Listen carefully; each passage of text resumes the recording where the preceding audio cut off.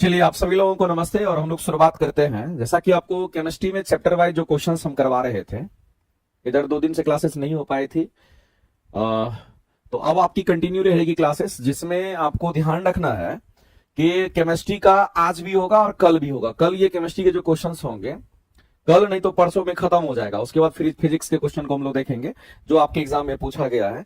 तो फटाफट के तैयार हो जाइए। आज भी हमारा जो चैप्टर होगा वो कौन सा होगा, तो आज भी हम लोग जिस चैप्टर की बात कर रहे हैं तो हमारा एटॉमिक स्ट्रक्चर, रेडियो सक्रियता, रासायनिक बंधन से होगा और एसिड बेस से हमारा होगा।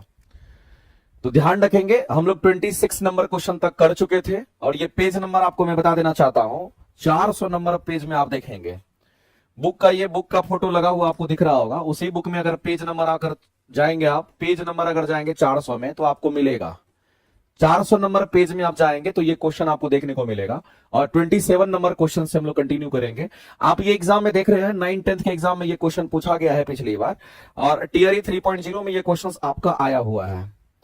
आपको लगता होगा कि बहुत टफ क्वेश्चन आता है, बहुत टफ क्वेश्चन नहीं आता है। क्वेश्चन आपके वही आते हैं जो आप लगातार पढ़ते रहते हैं। बस मामला यही है कि लोगों में क्या होता है कि लोग इतना पढ़ लेते हैं कि वहां पे सिली मिस्टेक कर जाते हैं, लेकिन सिली मिस्टेक नहीं करना है, आपको आराम से पढ़ना और आराम से क्वेश्चंस बनाना भी है। तो चलिए सर प्लीज टेस्ट डिस्कशन आप ही कीजिए, गुड़िया जी। अच्छा देखते हैं, पहले तो इस क्लासेस को हम लोग कंटिन्यू करें। का रिकॉर्डेड क्लास कितने का मिल जाएगा? रिकॉर्डेड क्लास आपको मिल जाएगा, बहुत मिनिमम फीस में रिकॉर्डेड क्लास मिल जाएगा। आप देखिएगा प्लेटफॉर्म बाय नवीन कुमार सिंह एप्लीकेशन पर अखंड ज्योति बैच की क्लासेस है, इंजेक्शन बैच की क्लासेस है, उसमें आपको रिकॉर्डेड क्लास के रूप में मिल जाएगा, तो वहां से भी आप कर सकते हैं।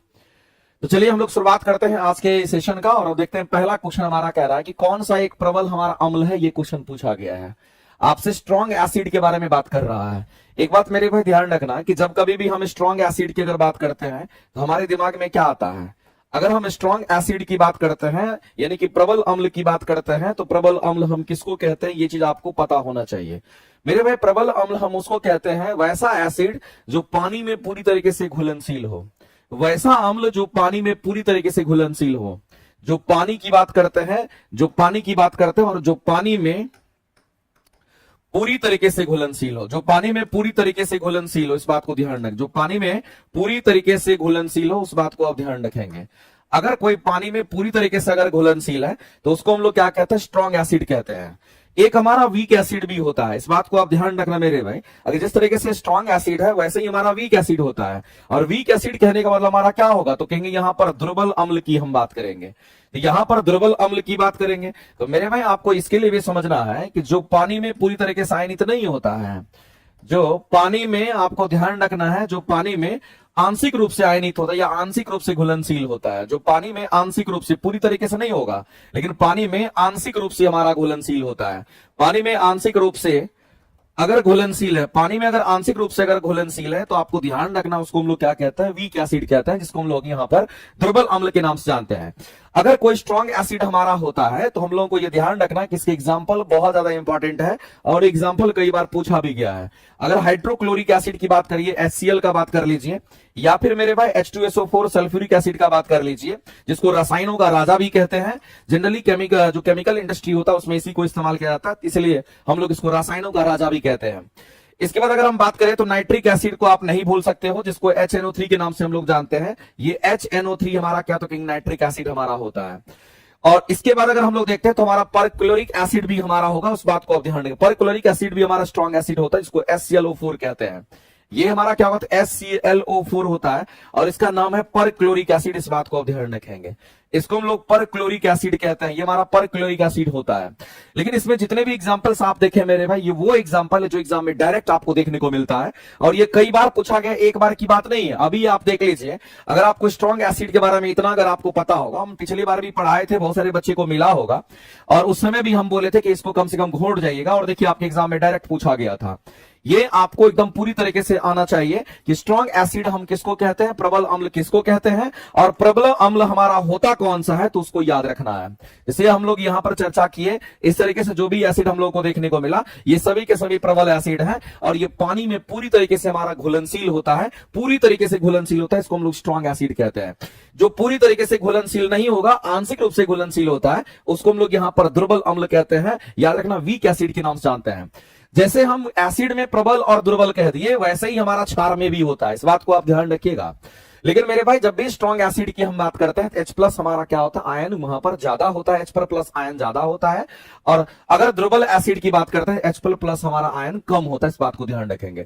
बताइए इस क्वेश्चन के आंसर हमारे क्या होंगे मेरे भाई? अगर इस क्वेश्चन के अगर आंसर करने के लिए जाएंगे, बताइए आप ही लोग बताइए इस क्वेश्चन के आंसर क्या करेंगे। आपके सामने में ये क्वेश्चन दे रखा है और आपको आंसर करके बताना है कि इस क्वेश्चन के आंसर हमारे क्या होंगे। फास्ट मेरे भाई आपको बताना है। तो एक तो प्रबल एसिड की बात हम कर रहे हैं, तो हम लोग सीधा कहेंगे इसमें से कौन सा होगा? H2SO4 दिख रहा है ना, जिसको आप रसायनों का राजा कहते हैं, ये तो होगा ही होगा। हाइड्रोक्लोरिक एसिड की हम बात करते हैं, ये भी हमारा होगा। तो ये दोनों दोनों होंगे हमारे, ये हमारा नहीं होगा। तो मेरे भाई हम लोग को ध्यान रखना, ये दोनों के दोनों जो हम लोग देख रहे हैं, ये दोनों के दोनों हमारे क्या है, तो यहां पर प्रबल अम्ल होंगे। जब हमारे किसी भी क्वेश्चन में दो ऑप्शन हमारा सही है, तो वैसी परिस्थिति में हम लोग क्या आंसर करेंगे? तो उपयुक्त में से एक से अधिक करेक्ट करेंगे, क्योंकि दो हमारे ऑप्शन यहां पर सही है, इस बात को ध्यान रखना। और अगर हम लोग वीक एसिड की अगर बात करते हैं मेरे भाई, वीक एसिड दुर्बल अम्ल का एग्जांपल्स अगर आपको देखना होगा, जैसे कि कार्बोनिक एसिड की बात कर लीजिए। जैसे कि हम यहां पर किसकी बात कर रहे हैं, तो हम यहां पर कार्बोनिक एसिड की बात करते हैं। और ये कार्बोनिक एसिड जिसको हम लोग कहते हैं, ये हमारा H2CO3 होता है, बहुत ही फेमस एग्जाम्पल है। और याद रखना कार्बोनिक एसिड हमारा वीक एसिड हमारा होता है, ये चीज आपको ध्यान रखना है। ऐसे ही प्रबल क्षार के बारे में आपको ध्यान रखना चाहिए। अगर हम यहां पर स्ट्रॉन्ग बेस की अगर बात करते हैं, तो आपको ध्यान रखना मेरे भाई कि जो स्ट्रॉन्ग बेस हमारा होगा, जिसको प्रबल क्षार कहते हैं, उसके एग्जांपल याद रखने हैं आपको। अगर स्ट्रॉन्ग बेस की बात करते हैं, इसको प्रबल क्षार कहते हैं, तो आपको याद रखना है, ये भी एकदम सिंपल है, जिसको आप कास्टिक सोडा कहते हो, जिसको सोडियम हाइड्रोक्साइड भी कह सकते हो। साथ ही साथ मेरे भाई पोटेशियम हाइड्रोक्साइड भी हम इसको कहते हैं, ये पोटेशियम हाइड्रोक्साइड हमारा है, जिसको कास्टिक पोटास कहते हैं। इसके बाद अगर देखिएगा तो CaOH2 हमारा कैल्शियम के हाइड्रोक्साइड, जिसको हम लोग चूना पानी का घोल कहते हैं। तो ये सब भी हमारा यहाँ पर क्या होता है, स्ट्रॉन्ग बेस के रूप में हमारा होता है, ये चीज आपको ध्यान रखना है। कई बार मेरे भाई स्ट्रॉन्ग एसिड और स्ट्रॉन्ग बेस पर अगर क्वेश्चन पूछेगा, तो ये जो एग्जांपल्स हम आपको बताए हैं ना, ये एग्जांपल्स आपको घोटा हुआ रहना चाहिए, क्योंकि एग्जांपल में कई बार एग्जांपल आपका पूछता है और उसी से आप छांट करके निकाल लोगे कि क्वेश्चन एक्चुअली में क्या कहना चाह रहा है। और आसानी से आपको ऑप्शंस मिल भी जाएंगे, इसमें कहीं से कोई दिक्कत नहीं होना है। लेकिन आपको मेरे भाई ये सारे एग्जांपल्स जो है याद होने चाहिए कि कौन हमारा स्ट्रॉन्ग एसिड होगा, कौन हमारा वीक एसिड होगा।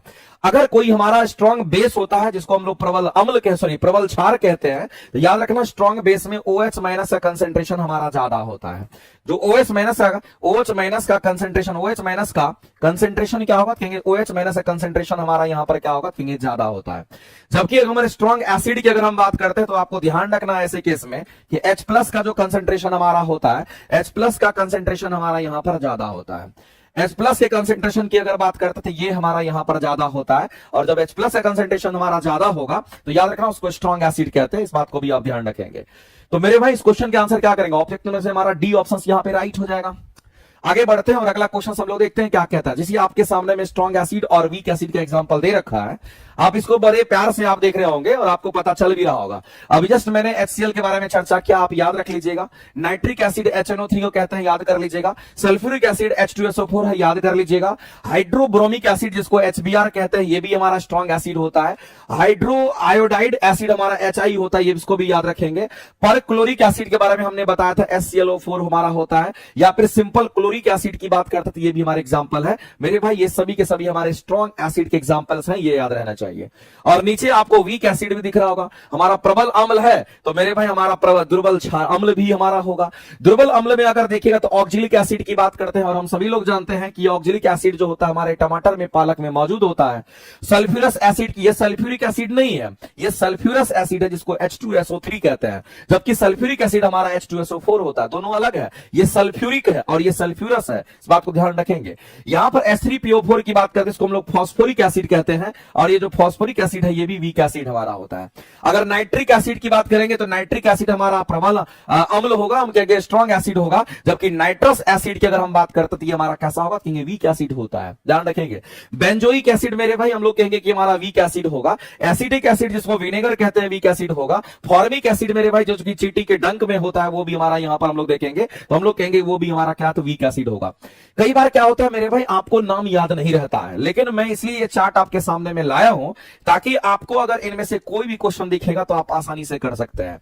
तो एक बात याद रखिएगा, चिपका करके लिख करके दीवार में चिपका लेना कि हमारा प्रबल अम्ल और हमारा दुर्बल अम्ल कौन सा होता है, हमारा स्ट्रॉन्ग एसिड और वीक एसिड हमारा कौन सा होता है। कम से कम इसके एग्जांपल्स तो आपको घोटा हुआ रहना चाहिए। फॉर्मिक एसिड बोलेगा, एसिटिक एसिड बोलेगा, ये वीक एसिड हमारा होता है। कार्बोनिक एसिड बोलेगा जिसको H2CO3 कहते हैं, वो भी हमारा वीक एसिड होता है। तो मेरे भाई ऐसे करके ये सब के सब वीक एसिड हैं और ये सभी के सभी हमारे क्या है तो स्ट्रॉन्ग एसिड होते हैं। ये सब एग्जांपल्स आपको एकदम पूरी तरीके से आना चाहिए, ठीक है। पीडीएफ नहीं मुझे तो नहीं मिला एप्लीकेशन पर, पीडीएफ इसका डाल दिया जाएगा, जैसे क्लास खत्म होगा ना इसका पीडीएफ आपको टेलीग्राम पर सेंड कर दिया जाएगा। चलिए आप टेंशन मुक्त रहिए, ठीक है। चलिए आगे चलते हैं, अगले क्वेश्चन की तरफ हम लोग बढ़ते हैं। अब देखिए ये भी क्वेश्चन आपके एग्जाम में पूछा गया है और 9th-10th का जो एग्जाम है उसमें ये क्वेश्चन पूछा गया है, इस बात को आप ध्यान रखेंगे।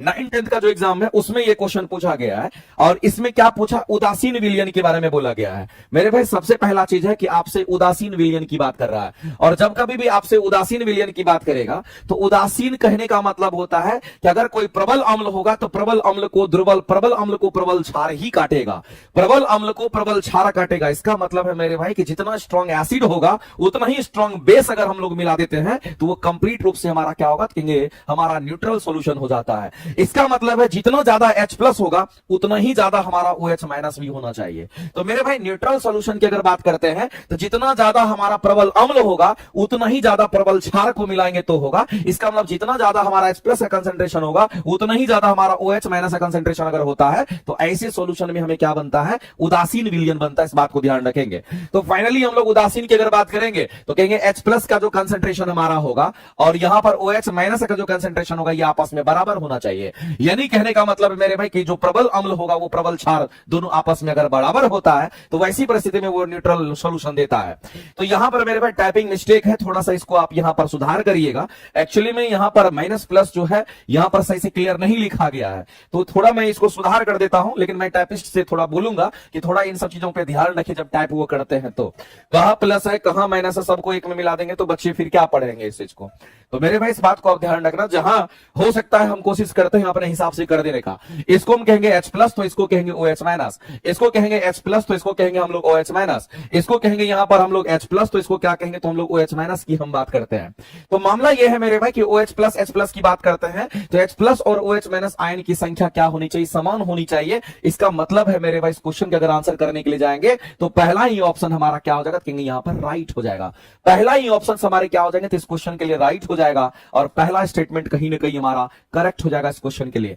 अगर हम यहां पर देखते हैं तो हमारे पास एक एग्जांपल है मेरे भाई, न्यूट्रल सॉल्यूशन के भी हम बात करेंगे, एसिडिक सॉल्यूशन की भी बात करेंगे और बेसिक सॉल्यूशन की भी बात करेंगे। अगर कोई न्यूट्रल सॉल्यूशन होगा तो H+ का कंसंट्रेशन और OH- का कंसंट्रेशन हमारा आपस में बराबर होता है तो न्यूट्रल सॉल्यूशन हमारा बनता है। और अगर कोई एसिडिक सॉल्यूशन होता है तो H+ का कंसंट्रेशन ज्यादा होगा और OH- का कंसंट्रेशन हमारा कम होगा, इसलिए आप यहां पर इस तरह का साइन देखते हैं। और अगर कोई बेसिक हमारा अगर होता है, स्ट्रॉन्ग बेस या बेसिक की अगर हम बात करते हैं, इसका मतलब H+ का कंसंट्रेशन कम है और OH- का कंसंट्रेशन यहां पर ज्यादा हो जाएगा, तो ऐसी परिस्थिति में हम कहते हैं वो क्षारीय होता है।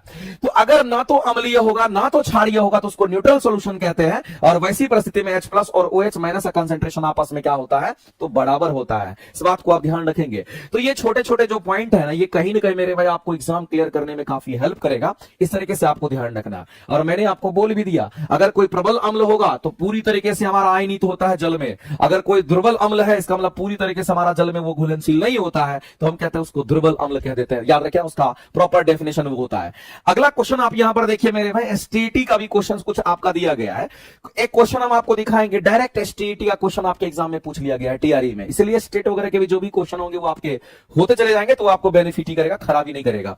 एक क्वेश्चन मेरे भाई यहां पर दे रखा है और 29 नंबर क्वेश्चन में अगर बोला गया कि अंगूर में कौन सा अम्ल होता है, तो ये तो सभी लोग जानते होंगे कि एक बच्चा को पता होगा कि अंगूर में जो अम्ल होता है उसको टार्ट्रिक एसिड के नाम से हम लोग जानते हैं।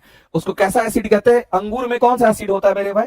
अंगूर में टार्ट्रिक एसिड हमारा होता है, इमली में टार्ट्रिक एसिड हमारा होता है, मैलिक एसिड तो सेब में होता है। मैलिक एसिड कहां पे होगा मेरे भाई? तो ये तो हमारे सेब में होता है, इस बात को आप ध्यान रखेंगे। अगर हम सेब की बात करते हैं सेब में हमारा क्या होता है? मैलिक एसिड होता है, एप्पल में मैलिक एसिड होता है। ऑक्जेलिक एसिड कहां होगा? आपके एग्जाम में कई बार बीपीएससी में पूछा गया है, अभी तक नहीं अगर पूछा तो पूछने की संभावना बहुत ज्यादा ऑक्जेलिक एसिड पर। और याद रखना मेरे भाई कि ये कहां पर होगा, तो टमाटर में होता है, और खास करके जो टमाटर के बीज होते हैं उसमें होता है।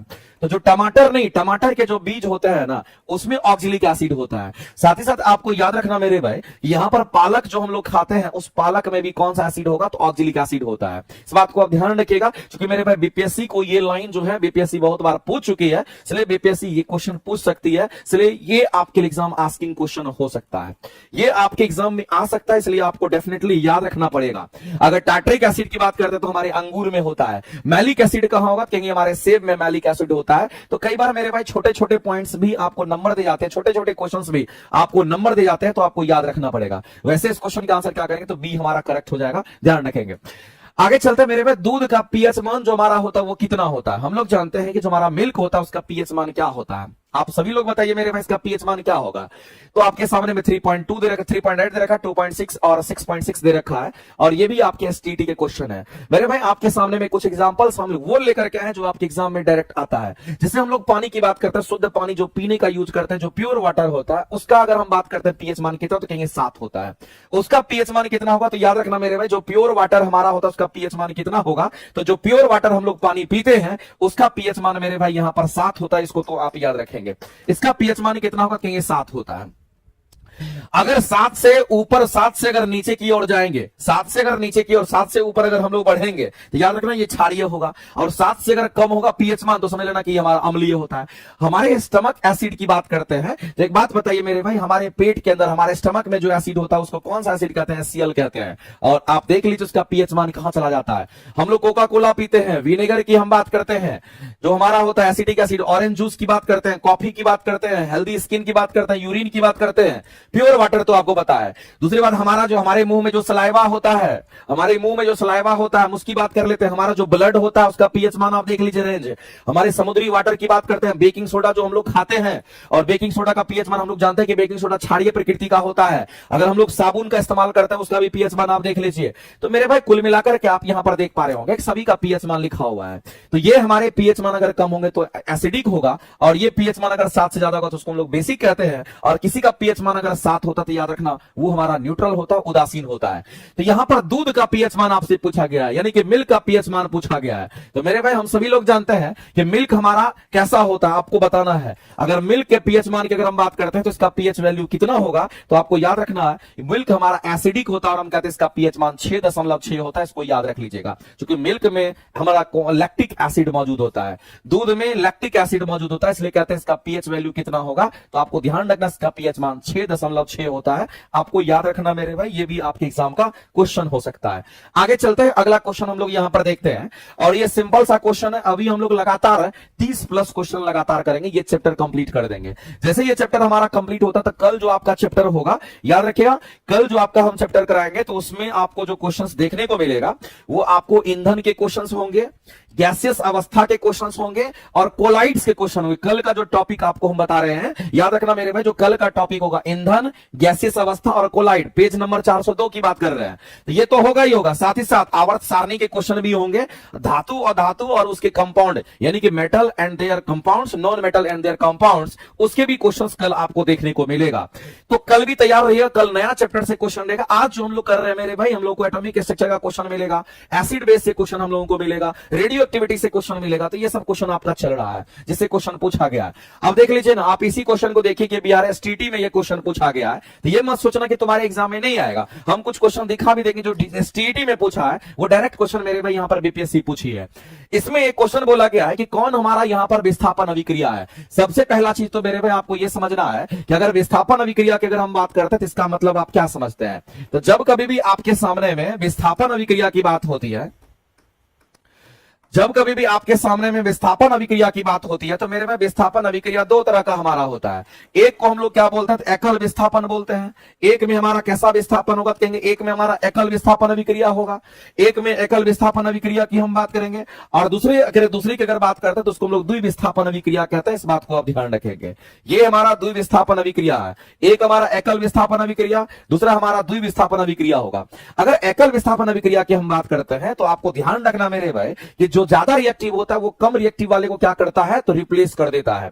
जैसे अभी हम आपको एक एग्जांपल बताते हैं कि सिंगल डिस्प्लेसमेंट रिएक्शंस की अगर हम बात करते हैं तो हमारा कौन सा पॉसिबिलिटी होगा जो कि सिंगल डिस्प्लेसमेंट रिएक्शन हमारा होगा।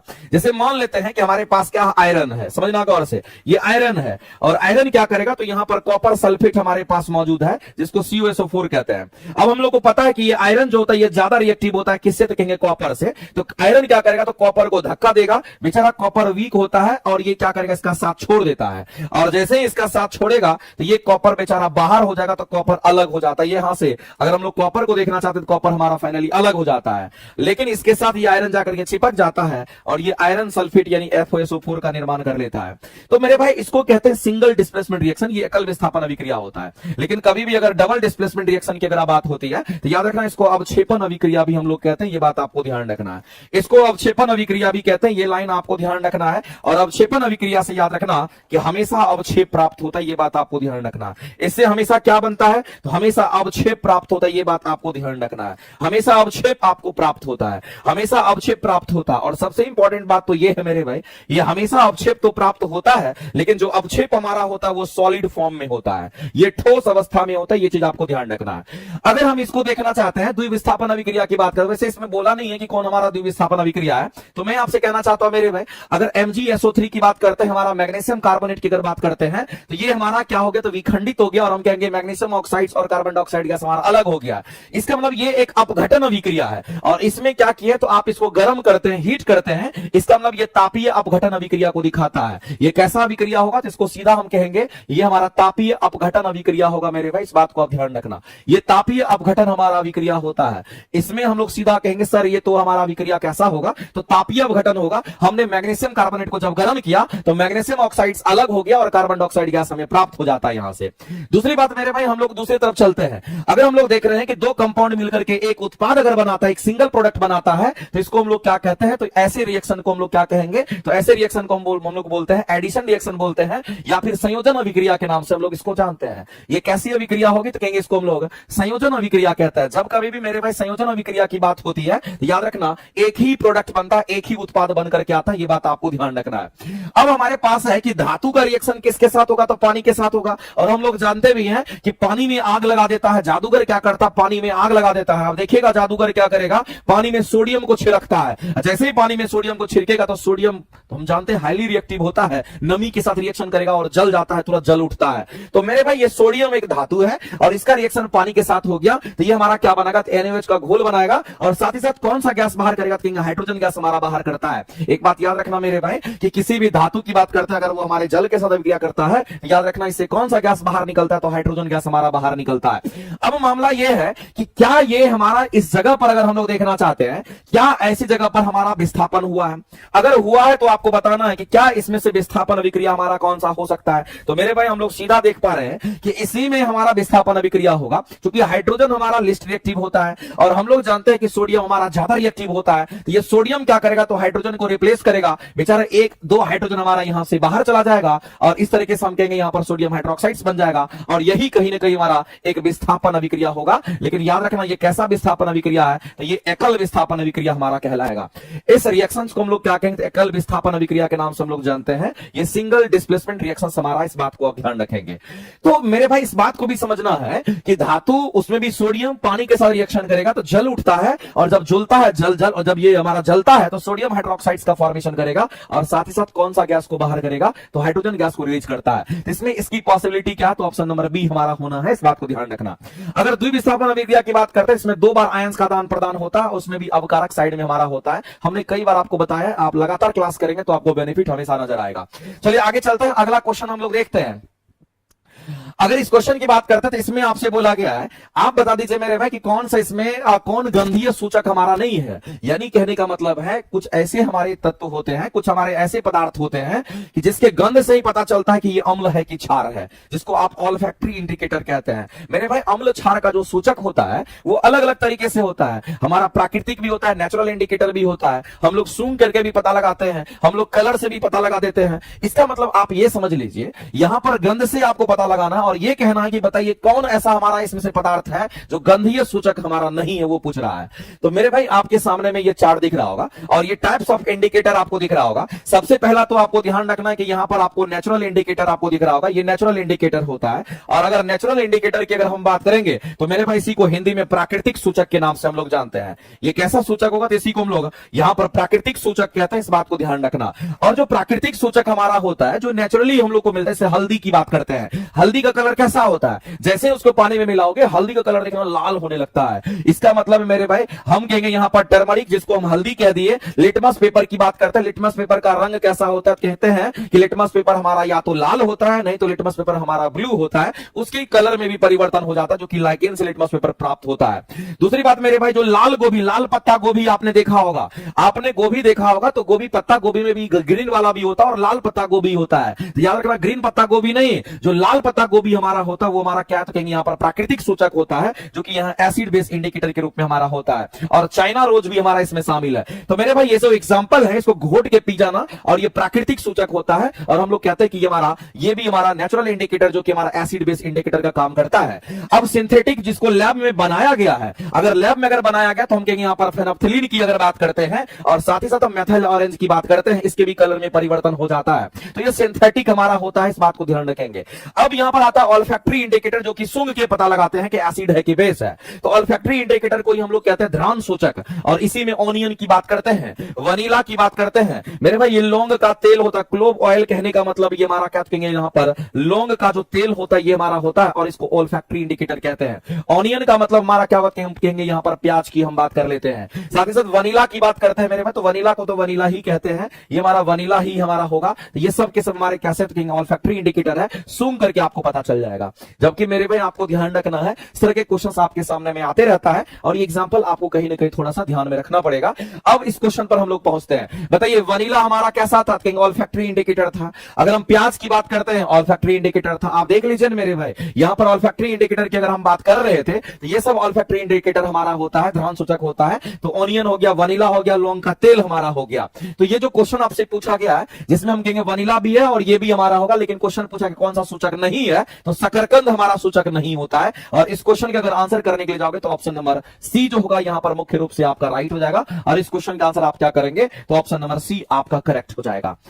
आगे चलते हैं मेरे भाई, अगले क्वेश्चन के ऊपर हम लोग बढ़ते हैं, और अगला क्वेश्चन हमारा क्या कहता है इसको आप समझते हैं। अगला क्वेश्चन हमारा यहां पर बोला गया है कि निम्नलिखित में से कौन सा उत्पाद लेड नाइट्रेट को गर्म करने से प्राप्त होता है। आपको मेरे भाई बताना है कि किसको लेड नाइट्रेट को गर्म करने से ये चीज हमें प्राप्त होता है। आपको फटाफट करके बताना, जल्दी से फास्ट।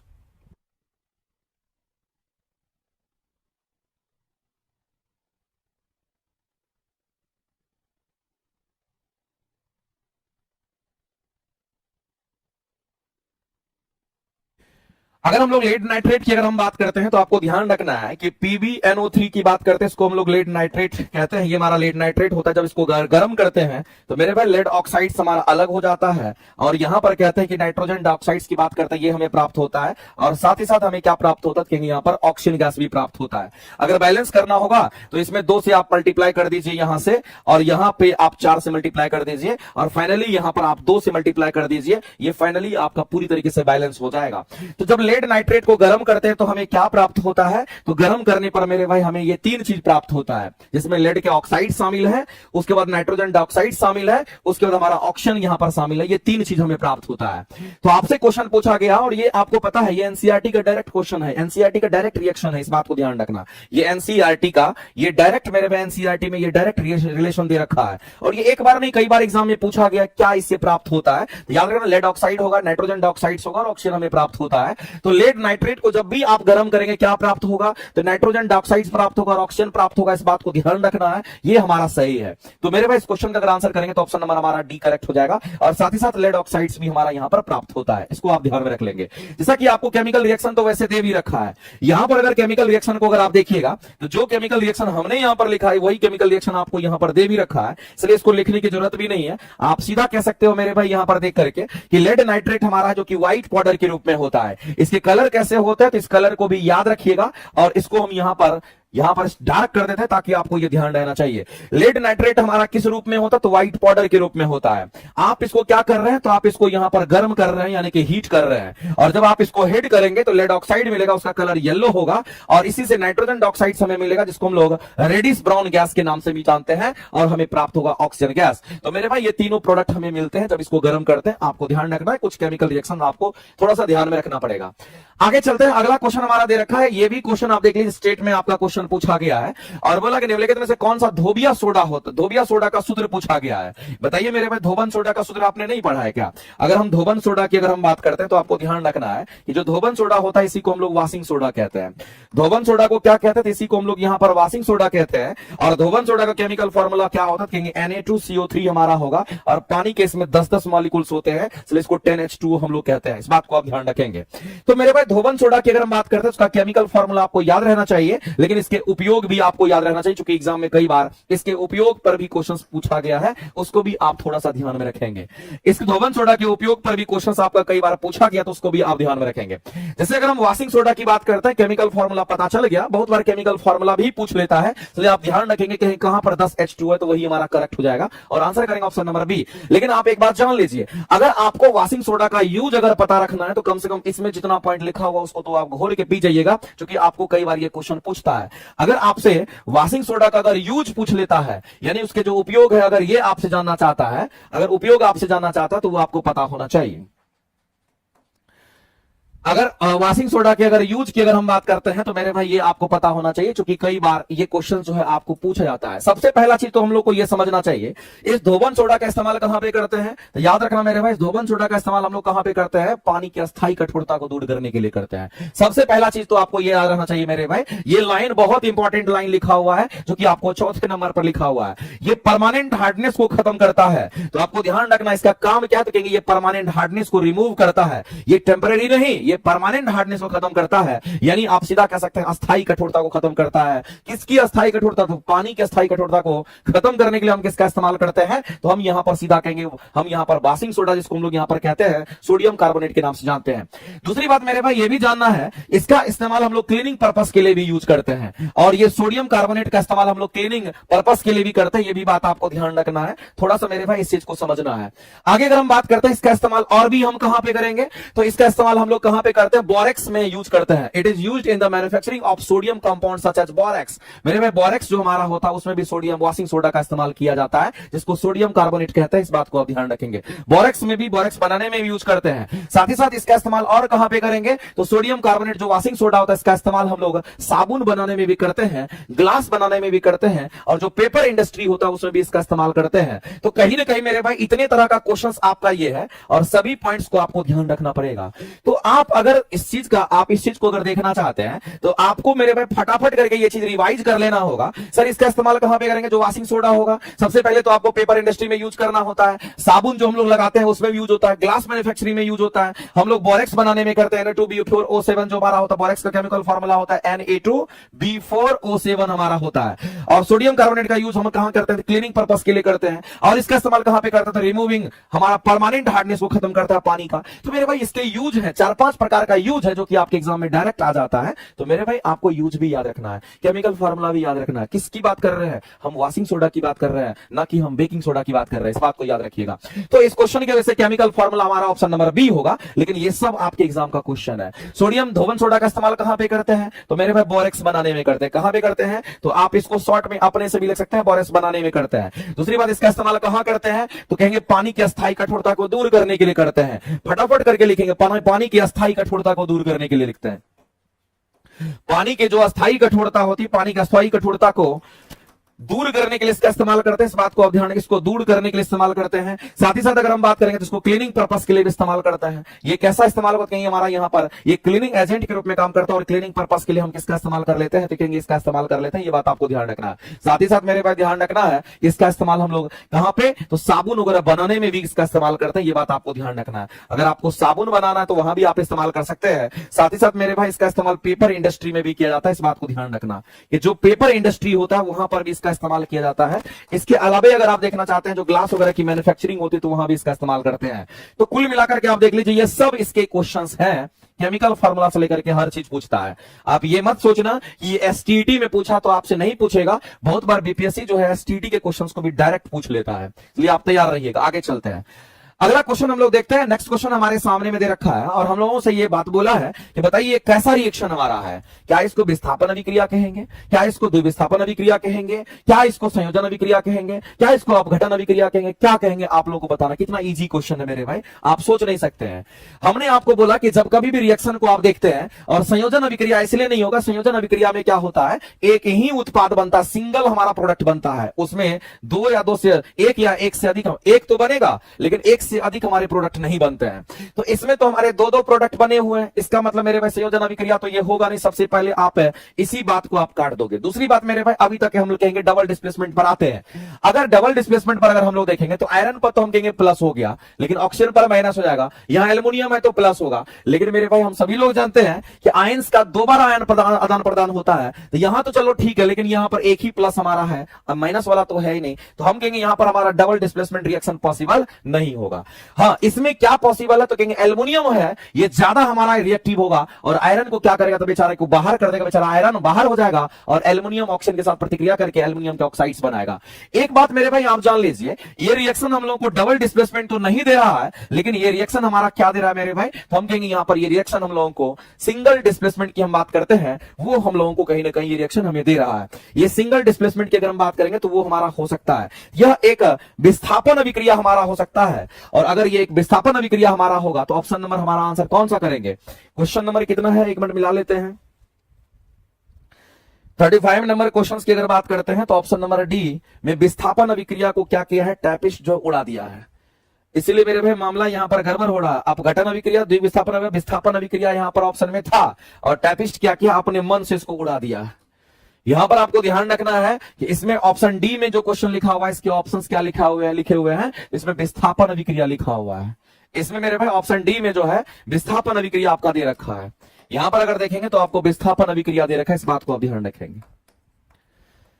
यहां पर विस्थापन अभिक्रिया दे रखा है, तो हम लोग जानते भी हैं कि ये सिंगल डिस्प्लेसमेंट का एग्जांपल्स हमारा दिख रहा है। इसका मतलब मेरे भाई इस क्वेश्चन का अगर आंसर करने के लिए जाएंगे तो ये तो नहीं होगा, आंसर क्या करेंगे, ऑप्शन नंबर डी हमारा करेक्ट होगा। लेकिन याद रखना वो भी सिंगल डिस्प्लेसमेंट की हम बात कर रहे हैं, वो भी कैसा डिस्प्लेसमेंट होना चाहिए, तो यहां पर सिंगल डिस्प्लेसमेंट हमारा होना चाहिए। और जब कभी भी सिंगल डिस्प्लेसमेंट रिएक्शन हमारा होता है, जब कभी भी सिंगल डिस्प्लेसमेंट रिएक्शन होता है, याद रखना ज्यादा रिएक्टिव कम रिएक्टिव को क्या करता है, धक्का मार करके बाहर कर देता है। बेचारा आयरन कम रिएक्टिव होगा, एल्युमिनियम ज्यादा रिएक्टिव होगा और एल्युमिनियम हमारा क्या करेगा, तो यहां पर दूसरी बात आपको यह भी ध्यान रखना है कि मेरे भाई आपने सुना होगा कि रेल की जो पटरी होती है, याद रखना रेल की जो पटरी होती है, उस रेल की पटरी की अगर हम बात करते हैं तो रेल की पटरी को जब जोड़ा जाता है, रेल की पटरी को जोड़ने के लिए हम किसका इस्तेमाल करते हैं, तो रेल की पटरी को अगर जोड़ने के लिए आपको ध्यान रखना है कि हम लोग थर्मिट वेल्डिंग करते हैं। कैसा वेल्डिंग करते हैं, याद रखना है। और आपको मैं बताना चाहता हूं इसमें क्या पूछ सकता है, तो यहां पर हम किस वेल्डिंग का इस्तेमाल करते हैं, तो यहां पर हम थर्मिट वेल्डिंग का इस्तेमाल करते हैं। एक वेल्डिंग प्रक्रिया है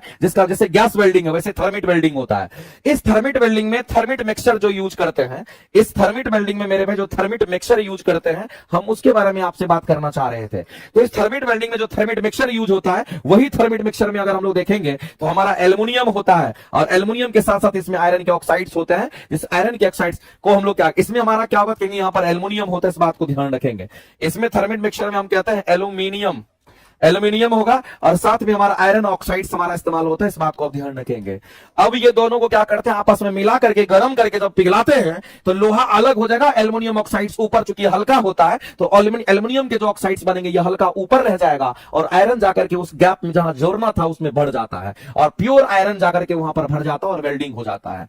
तो मेरे भाई आपको ध्यान रखना, इसमें एल्युमिनियम और आयरन ऑक्साइड का ही मिक्सर होता है, इसको थर्मिट मिक्सर कहते हैं। और आपको ध्यान रखना है कि रेल की पटरी अगर कहीं टूट जाती है, वहां पर अगर वेल्डिंग करना होता है, थर्मिट वेल्डिंग करते हैं, इसमें थर्मिट मिक्सर में हम इसी का इस्तेमाल करते हैं और ये रिएक्शन मेरे भाई थर्मिट मिक्सर का ही है। और ये थर्मिट वेल्डिंग में जो हम रिएक्शन यूज करते हैं वही हमारा होता है। हम एल्युमिनियम यूज करते हैं, चूंकि एल्युमिनियम अशुद्धि को क्या करता है, पकड़ करके ऊपर चला जाता है और जो हमारे आयरन लोहा जो होता है वो भारी होता है, नीचे बैठ जाता है। ये अलग आयरन लोहा अलग हो गया, नीचे जाकर के बैठ जाएगा, ये हल्का होता है ऊपर चला जाएगा। इस तरीके से वेल्डिंग हमारा होता है।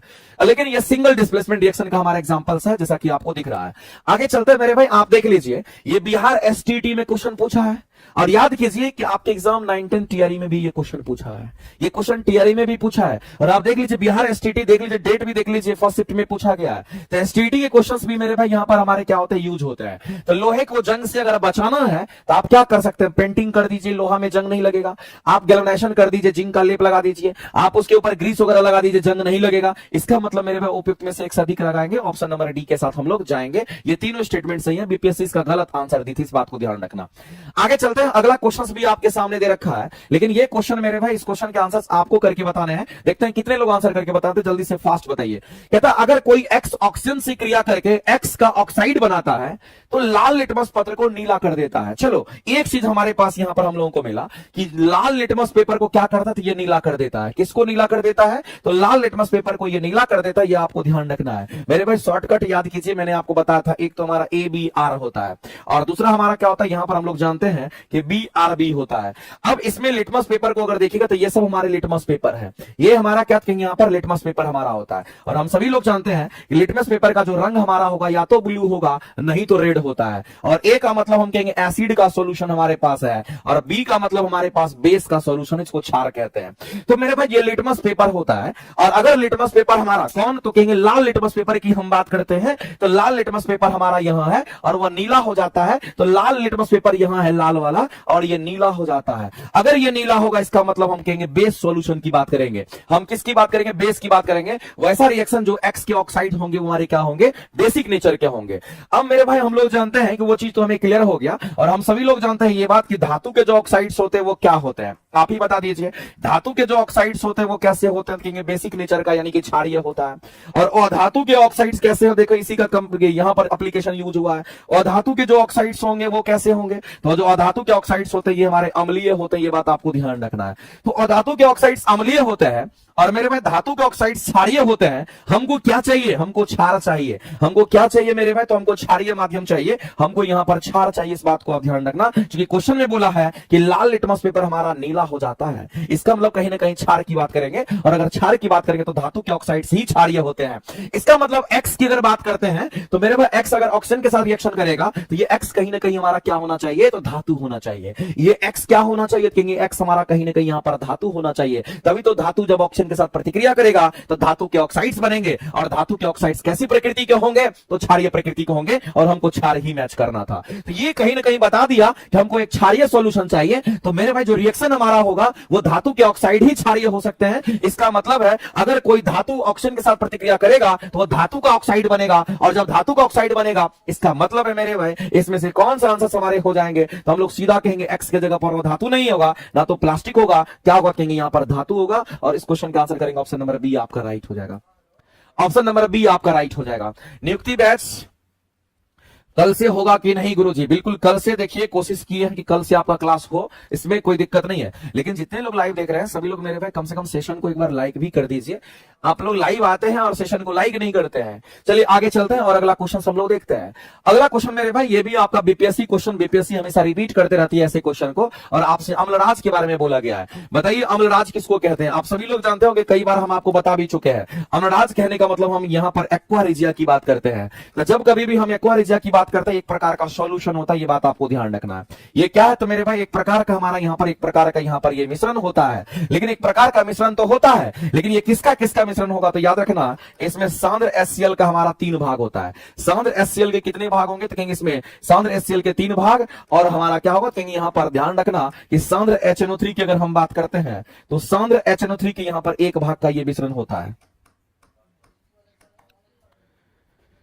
कि 1 भाग का ये मिश्रण होता है। 1 भाग का हमारा क्या, तो यहाँ पर मिश्रण होता है, और इसी में सोना चांदी सब हमारा घुलनशील होता है। याद रखना मेरे भाई, इसमें सोना चांदी सब हमारा घुलनशील होता है। अगर हम सोना की बात करते हैं, और अगर हम चांदी की बात करते हैं, प्लेटिनम की बात करते हैं, इत्यादि क्या होता है, तो ये सब इत्यादि घुलनशील होता है। ये बात आपको ध्यान रखना, इत्यादि ये सब क्या होते हैं, यहाँ पर घुलनशील होता है। ये चीज आपको ध्यान रखना है, ये सब घुलनशील होता है। हम कहेंगे किसकी बात कर रहे हैं, हम यहाँ पर एक्वा रेजिया की बात कर रहे हैं। ये बात आपको ध्यान रखना है, जो कि हमारा यहाँ पर कहेंगे एक्वा से हमारा कैसा सोल्यूशन होगा, तो हम कहेंगे यहाँ पर सांद्र HCl और सांद्र HNO3 का हमारा होता है। तो मेरे भाई सांद्र दोनों में होना चाहिए, इसका मतलब कंसंट्रेटेड हमारा ये भी है तो कंसंट्रेटेड हमारा ये भी होगा। और आपको ध्यान रखना, अगर सांद्र की बात करते हैं तो उसमें पानी की मात्रा कम होती है, तनु की बात करते हैं इसका मतलब उसमें पानी की मात्रा ज्यादा होती है वैसे सोल्यूशन में। तो बताओ मेरे भाई, तनु के बारे में चर्चा नहीं करेंगे तो ये नहीं होगा, तनु के बारे में चर्चा नहीं करेंगे तो ये नहीं। इसमें कितने ऑप्शंस डाल दिए गए भाई, तो यहां पर हम कहेंगे यहां पर सांद्र तो है, यहां पानी की बात कर रहा है, तो ये सोल्यूशन तो हमारा हो भी नहीं करता है। हम कहेंगे HNO3 होता है और HCl होता है, इसका मतलब यही ऑप्शन है, सांद्र HNO3 और सांद्र हमारा HCl की बात करते हैं, इसी का मिश्रण होता है। दोनों सांद्र हमारा होना चाहिए, दोनों कंसंट्रेटेड होना चाहिए। HCl के 3 भाग होने चाहिए, HCl 3 टर्म है, इसका मतलब 3 भाग होगा, और HNO3 में 1 भाग याद रख लीजिएगा, याद रखने का तरीका भी है, कभी गलती नहीं करोगे। आगे चलते हैं, अगला क्वेश्चन मेरे भाई बोला गया है कि हम लोग यहां पर देख रहे हैं कि ये क्वेश्चन हम लोगों को एसटीडी में पूछा गया है, और ये बोला गया सहसंयोजक यौगिक जो हमारा होता है वो जनरली हमारा कैसा होता है, आपको ये बात बताना है। बताइए मेरे भाई 39 नंबर क्वेश्चन के आंसर्स आपको करके बताना है, एक बार जल्दी से फास्ट बता दीजिए, देखते हैं कितने लोग आंसर करते हैं। सर मैंने टीजीटी साइंस का RS 299 वाला कोर्स लिया है, जिसमें क्लास डेली नहीं चल रहा है, कोर्स में बायोलॉजी की क्लासेस कब से स्टार्ट होगी। टीजीटी साइंस 299 वाला जो आप कोर्स लिए होंगे ना, वो चैप्टर वाइज वाला आपका होगा, और चैप्टर वाइज लिखा हुआ भी होगा, उस पर बढ़िया से पढ़ लीजिएगा। उसमें फिजिक्स का क्वेश्चन आपका होगा, केमिस्ट्री का भी होगा, और बायोलॉजी की क्वेश्चन होंगे, चैप्टर वाइज 1000 क्वेश्चन हम उसमें कराएंगे आपको, ठीक है। तो आपको ध्यान रखना मेरे। चलिए इस क्वेश्चन के बारे में बताइए। अगर हम लोग यहाँ पर कोवलेंट कंपाउंड की बात करते हैं, हम किसकी बात कर रहे हैं, तो हम लोग यहाँ पर कोवलेंट कंपाउंड की बात करते हैं। और यदि हम लोग कोवलेंट कंपाउंड की बात करते हैं तो मैं आपको बता देना चाहता हूं मेरे भाई, इसी को हम लोग सहसंयोजक बंधन के नाम से हम लोग जानते हैं, या सहसंयोजक यौगिक भी इसको हम लोग कहते हैं, ये बात आपको ध्यान रखना है, इसी को सहसंयोजक यौगिक भी हम लोग कहते हैं। अब मामला यह है कि जब कभी भी कोवलेंट कंपाउंड की हम बात करते हैं तो कोवलेंट कंपाउंड का निर्माण कब होता है, इलेक्ट्रॉन की साझेदारी से इसका निर्माण होता है, ये बात आपको ध्यान रखना है। ये इसका निर्माण कैसे होता है, तो इलेक्ट्रॉन की साझेदारी से इसका निर्माण होता है, ये चीज आपको ध्यान रखना है। इसका निर्माण मेरे भाई इलेक्ट्रॉन की साझेदारी से होता है, ये बात आपको ध्यान रखना है। इलेक्ट्रॉन की साझेदारी से निर्माण होता है, इसका बॉन्डिंग होता है। दूसरी बात आपको ध्यान रखना मेरे भाई, इसमें अगर बात करते हैं तो यहाँ पर अधातु के बीच में हमारा जो बंधन होता है, किसके किसके बीच में, अधातु, एक अधातु दूसरा भी अधातु होना चाहिए, एक अधातु है दूसरा भी अधातु होना चाहिए, और अधातु के बीच अगर हमारा कोई बंधन होता है तो उसको हम लोग कहते हैं, उसके बीच जो बंधन हमारा बनता है या उसके बीच जो कंपाउंड बनता है उसको कोवलेंट कंपाउंड हम लोग कहते हैं, ये बात भी आपको ध्यान रखना है। अगर मेरे भाई यहां पर हम कोवलेंट कंपाउंड की बात करते हैं तो आपको ध्यान रखना है, ये पानी में आयनित नहीं होता, इस बात को ध्यान रखना मेरे भाई। ये पानी में हमारा कैसा होगा, कहीं यहां पर अघुलनशील होता है, ये जल में अघुलनशील होता है, यानी कि पानी में ये कैसा होगा, कहीं यहां पर अघुलनशील होता है, ये बात आपको ध्यान रखना है। अगर ये पानी में अघुलनशील होता है, अगर ये पानी में अघुलनशील है, इसका मतलब पानी में आयनित नहीं होगा। जब पानी में ये आयनित नहीं होगा तो मेरे भाई ये विद्युत धारा का कुचालक माना जाता है।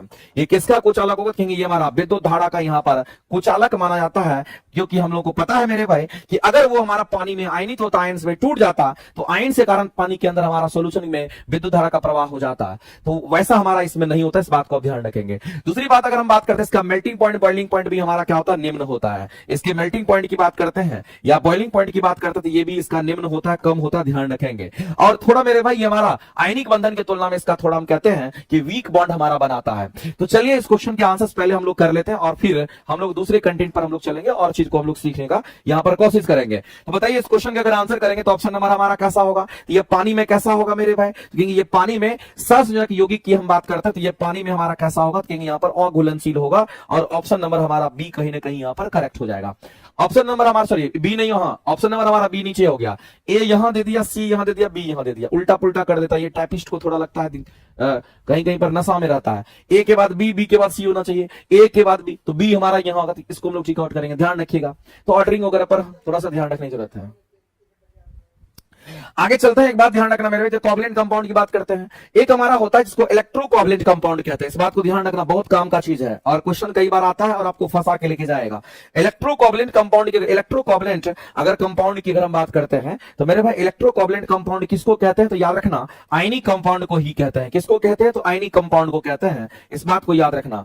ये आयनिक कंपाउंड हमारा होता है। यहां सिंपल कोवलेंट कंपाउंड है, यहां इलेक्ट्रो लगा हुआ है, इसका मतलब मेरे भाई विद्युत संयोजित हमारा यौगिक कहलाता है और उसी को आयनिक यौगिक कहते हैं। और आपको ध्यान रखना, ये सबसे मजबूत हमारा बंधन बनाता है, इसमें सबसे मजबूत बंधन होता है, इसमें सबसे मजबूत बंधन होता है, इससे वीक हमारा वहां होता है। अगर जब कभी भी बनेगा तो याद रखना, ये इलेक्ट्रॉन के ट्रांसफर से बॉन्ड बनाता है, ये इलेक्ट्रॉन के ट्रांसफर से बॉन्ड बनाता है, जबकि वो साझेदारी कर रहा था। दूसरी बात ध्यान रखना मेरे भाई, इसमें धातु और अधातु के बीच में बंधन होता है, धातु और दूसरा क्या होना चाहिए कि यहाँ पर अधातु होना चाहिए, धातु और अधातु के यहाँ पर बीच हमारा इसमें बंधन बनता है। साथ ही साथ आपको ध्यान रखना मेरे भाई, ये जल में घुलनशील होता है, ये हमारा पानी में घुलनशील होता है। तो मेरे भाई ये जल में पूरी तरीके से घुलनशील होता है, जल में पूरी तरह से, आपको ध्यान, पूरी तरह से आयनित होता है, जल में पूरी तरह से ये आयनित होता है। अगर ये जल में पूरी तरीके से घुलनशील है, अगर जल में पूरी तरीके से ये आयनित में आयंस में टूट जाता है, इसका मतलब ये विद्युत धारा का सुचालक माना जाता है। इसमें विद्युत धारा का, इसको क्या मानेंगे तो विद्युत धारा का ये हमारा फिर सुचालक कहलाता है, ये बात आपको ध्यान रखना। इसके मेल्टिंग पॉइंट और बॉइलिंग पॉइंट की अगर बात करते तो ये हमारा उच्च होता है, मेल्टिंग पॉइंट या बॉइलिंग पॉइंट की अगर बात करिएगा तो ये हमारा क्या होता है, यहाँ पर उच्च होता है, क्योंकि इसकी बॉन्डिंग मजबूत होती है। साथ ही साथ मेरे भाई आपको ध्यान रखना है, ये सब छोटे छोटे पॉइंट है, ये पानी में पूरी तरीके से हमारा घुलनशील होता है, इस बात को ध्यान रखेंगे। तो पानी में आयनित कौन होगा, तो आयनिक यौगिक हमारा होता है, इस बात को ध्यान रखना है। पानी में घुलनशील कौन होगा, तो आयनिक कंपाउंड हमारा होता है, इस बात को आप ध्यान रखेंगे मेरे भाई। तो यहां पर छोटे छोटे क्वेश्चंस हैं, लेकिन आपको ध्यान रखना है, कई बार ये फंसा लिया है, और आपको मेरे भाई एकदम तैयार रहना है कि अगर कभी भी अगर आपके सामने में ऐसा बोलता है कि इलेक्ट्रोकोवलेंट कंपाउंड और कोवलेंट कंपाउंड में क्या अंतर है, क्योंकि इलेक्ट्रोकोवलेंट कंपाउंड को आयनिक कंपाउंड कहते हैं, ये बात आपको ध्यान रखना पड़ेगा। तो मेरे भाई जितने भी छोटे छोटे पॉइंट्स उसको आप अपने नजर में रखिए, काम आपका चल जाएगा। अगला क्वेश्चन कहता है कि इंजेक्शन देने के पूर्व डॉक्टर स्प्रिट लगाते हैं। देखिएगा, जाहिर सी बात है, जहां पर आपको इंजेक्शन लगाना होता है वहां पर रुई से स्प्रिट लगा दिया जाता है, ताकि मेरे भाई वहां पर स्प्रिट इसलिए लगाते हैं ताकि वहां पर आपको ठंडक फील होता है। तो इंजेक्शन देने के पूर्व डॉक्टर स्प्रिट लगाते हैं। स्प्रिट लगाते समय हमारी त्वचा बहुत ठंडक महसूस करती है। ऐसा क्यों होता है? क्योंकि हमारे बॉडी में हीट होता है, हमारी बॉडी में गर्मी होता है, और हमारे बॉडी से वो हीट लेकर के वाष्पीकृत हो जाता है और उस जगह को वो ठंडा करके चला जाता है। तो मेरे भाई क्या करेगा, स्प्रिट कम तापमान पर होता है, स्प्रिट हमारे शरीर से ताप पाकर के वाष्पीकृत हो जाता है। ये सबसे इसी का रीजन है मेरे भाई, यही इसका कारण है, इस बात को आप ध्यान रखेंगे। इसलिए जब वो वाष्पीकृत हो जाएगा तो वो जगह आपको ठंडा फील होता है। आगे चलते हैं, अगला क्वेश्चन मेरे भाई, वाष्पीकरण की जो प्रक्रिया है उसके बारे में बोला गया कि बताइए कि जब कभी भी वाष्पीकरण होता है, जस्ट मैंने बताया मेरे भाई कि जब कभी भी स्प्रिट आप लगाते हैं तो स्प्रिट वाष्पीकृत कर जाता है और वह जगह को ठंडा कर देता है। इसका मतलब जब कभी भी वाष्पीकरण की क्रिया होगी, जब कभी भी वाष्पीकरण की प्रक्रिया होगी, तो याद रखना मेरे भाई वो जगह कैसा हो जाएगा, तो वह जगह ठंडा हो जाता है, यानी कि वस्तु को ये ठंडा कर देता है, इस बात को ध्यान रखना। और वाष्पीकरण की जो प्रक्रिया होती है सतही प्रक्रिया होती है, ये बात भी आपको ध्यान रखना है, लेकिन वाष्पीकरण हमारा वेरी स्लो प्रोसेस में होता है, याद रखना। अगर हम वाष्पीकरण की अगर हम बात करते हैं, ये भी एक क्वेश्चन है और एग्जाम में पूछा जा सकता है मेरे भाई। इवेपोरेशन की अगर हम बात करते हैं, अगर इवेपोराइजेशन की अगर हम बात करते हैं, इसको वाष्पीकरण कहते हैं, ये वेरी स्लो प्रोसेस होता है, इस बात को ध्यान रखें। ये कैसा प्रोसेस होगा, तो ये हमारा वेरी स्लो प्रोसेस होता है, ये चीज आपको ध्यान, इसमें वेरी स्लो प्रोसेस होता है, ये धीरे धीरे हमारा वाष्पीकरण होता है। इस तरीके से हम लोग इसको समझते हैं और ये क्वेश्चंस भी कई बार पूछ लेता है, आपको ध्यान रखना होगा। ऑप्शन नंबर बी राइट हो जाएगा। अगला, मिट्टी का घर गर्मी में मौसम, कह रहा है मिट्टी का घर, मेरे भाई पहले के जमाने में जनरली मिट्टी का ही घर होता था, अभी के जमाने में तो आपको 99% केस में, 99 नहीं कह सकते, 90% केस में आपको मिट्टी का घर खत्म हो गया, अब तो सबके मकान के ही घर होते हैं। तो अगर हम यहां पर बात करते हैं, आपको मिट्टी के घर की अगर बात करते हैं, तो मिट्टी के घर में आपको गर्मी के मौसम में ठंडा फील होगा और जाड़े के मौसम में आपको गर्मी फील होता है। ऐसा क्यों होता है? इसका मतलब मेरे भाई जो मिट्टी होता है वो कहीं ना कहीं उष्मा का कुचालक होता है, ना तो उष्मा को आने देता है ना तो उष्मा को जाने देता है। यानी कहने का मतलब मेरे भाई आप ये कह सकते हैं कि अगर हम मिट्टी के घर की बात करते हैं तो जो मिट्टी होती है जिसको हम लोग यहाँ पर मिट्टी के रूप में हम लोग देखते हैं, ये मिट्टी हमारा उष्मा का क्या होगा कि यहाँ पर कुचालक माना जाता है। ये उष्मा का हमारा क्या होगा कि यहाँ पर कुचालक होता है, ये उष्मा का कुचालक होता है। अगर कोई उष्मा का कुचालक होगा तो मेरे भाई उष्मा संचरण नहीं करेगा। अगर उष्मा का कुचालक होगा तो ये क्या नहीं करेगा, क्योंकि यहाँ पर उष्मा का संचरण नहीं करेगा, ये बात आपको ध्यान रखना। उष्मा का संचरण ये क्या करेगा, तो यहाँ पर नहीं करेगा। इस तरीके से हम लोग को ये चीज ध्यान रखना है। हम किसकी बात कर रहे हैं, तो सॉइल की बात कर रहे हैं, हम मिट्टी की बात करते हैं। और याद रखना मेरे भाई ये मिट्टी भी एक प्रकार का हमारा मिश्रण ही होता है। इस तरीके से इस पॉइंट को भी आप ध्यान में रखेंगे। तो मिट्टी की अगर बात करते हैं, जो मिट्टी का घर होता है मेरे भाई चारों तरफ से बंद होता है और वह मिट्टी ठंड के दिन में आपको गर्मी फील देगा और गर्मी के दिन में आपको ठंडी फील देता है। इस बात को ध्यान रखेंगे। तो होता क्या है मेरे भाई, तो ये हमारा कुचालक होगा कि सुचालक होगा, किसका, तो उष्मा का पूछा गया है। तो जाहिर सी बात है मेरे भाई ये उष्मा का क्या होगा, तो कहेंगे हमारा कुचालक होगा। क्यों? सुचालक अगर होता बाहर गर्मी तो अंदर भी गर्मी, और बाहर ठंडी तो अंदर भी ठंडी, ऐसा होता तो हम कहते हैं हमारा सुचालक होता है। लेकिन बाहर ठंडी तो अंदर गर्मी, बाहर गर्मी तो अंदर ठंडी, इसका मतलब है मेरे भाई कहीं ना कहीं वो कुचालक है, उष्मा को आने नहीं दे रहा है। तो हम कहेंगे मिट्टी जो होता है हमारा क्या होता है, कहेंगे कुचालक माना जाता है। और इस परिस्थिति में इस क्वेश्चन के अगर आंसर करने के लिए जाएंगे तो मिट्टी हमारा उष्मा का क्या होगा, कहेंगे यहाँ पर कुचालक होता है, बैड कंडक्टर ऑफ हीट होता है। और आंसर क्या करेंगे, ऑप्शन नंबर सी आपका राइट हो जाएगा, ध्यान रखिएगा। आगे चलते हैं मेरे भाई, गैस के जो कण होते हैं वो कैसे होते हैं। हम लोग जानते हैं कि गैस भी हमारा क्या, तो पदार्थ की तीसरी अवस्था, आपको पता होगा। पदार्थ की जो तीसरी अवस्था होती है उसको क्या कहते हैं, इस बात को ध्यान रखना मेरे भाई। अगर हम पदार्थ की बात करते हैं तो हम सभी लोग जानते हैं कि जो पदार्थ हमारा होता है ये ठोस भी होता है, अगर पदार्थ की बात करते हैं द्रव भी होता है, और पदार्थ की बात करते हैं तो हमारा गैस भी होता है। मेरे भाई पदार्थ में अगर ठोस अवस्था को देखते हैं तो इसमें मॉलिक्यूल्स पास पास होते हैं, इसमें कण पास पास होते हैं, इसमें कण हमारा पास पास होगा, इसमें कण इससे दूर होगा। सबसे दूर कण हमारा किसमें, तो कहेंगे गैस में हमारा होता है। तो अगर हमारे पदार्थ ठोस, द्रव और गैस, तीन तरह के अगर पदार्थ को देखते हैं तो मेरे भाई गैस के जो कण होते हैं वो दूर दूर होते हैं, एक दूसरे से हमारा दूर होता है। और इस क्वेश्चन का अगर आंसर करेंगे तो ऑप्शन नंबर बी आपका राइट हो जाएगा। दूसरी बात मेरे भाई, इस बात को आप ध्यान रखना, अगर कोई ठोस हमारा होता है, याद रखना इसके आकार और आयतन निश्चित होते हैं। इसके आकार की बात करते हैं और साथ ही साथ अगर इसके आयतन की बात करते हैं तो ये दोनों के दोनों कैसा होगा, इसका आकार और आयतन हमारा कैसा होगा, यहाँ पर निश्चित होता है। ये बात आपको ध्यान रखना, इसके आकार और आयतन कैसे होंगे, तो कहेंगे ये हमारा यहाँ पर निश्चित होता है। ये बात आपको ध्यान रखना। और गैस का जस्ट, गैस में मेरे भाई जस्ट जो ठोस की प्रॉपर्टी होगी ना, वो गैस में डायरेक्ट अपोजिट होता है, उल्टा होता है। तो यहां अगर निश्चित है तो यहां पर डायरेक्ट आप कह सकते हो कि सर आकार और आयतन की बात अगर गैस में अगर करते हैं तो आप सीधा कह सकते हैं आकार और आयतन हमारा अनिश्चित होता है। किसका, तो कहेंगे यहां पर हम गैस की बात करते हैं। जबकि द्रव को अगर आप देखना चाहते हैं तो मेरे भाई द्रव के केस में आप क्या कहोगे, क्योंकि सर अगर कोई 1 लीटर अगर द्रव होता है तो 1 ही लीटर रहता, चाहे उसको किसी भी बर्तन में रख दीजिए, इसका मतलब इसके आयतन हमारे निश्चित होते हैं। इसके आयतन जो होंगे, आयतन कैसे होंगे, तो इसका आयतन फिक्स होता है, 1 लीटर ही रहेगा। लेकिन याद रखना मेरे आयतन तो निश्चित होगा, लेकिन याद रखना है इसके आकार की अगर बात करते हैं तो इसका आकार कैसा होता है, इसका आकार अनिश्चित होता है, चूंकि बदलते रहता है। अलग अलग बर्तन में द्रव को रखेगा तो अलग अलग आकार ले लेता है, इसलिए इसके आकार अनिश्चित होते हैं। ये चीज आपको ध्यान रखना है।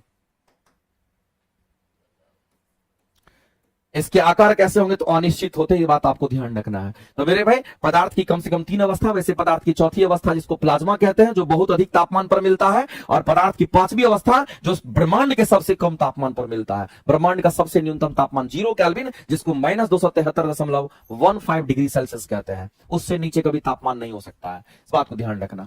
तो मेरे भाई हम कहेंगे एक दूसरे के नजदीक होगा, अगर मॉलिक्यूल्स एक दूसरे के नजदीक होगा तो वो तो ठोस हो जाएगा।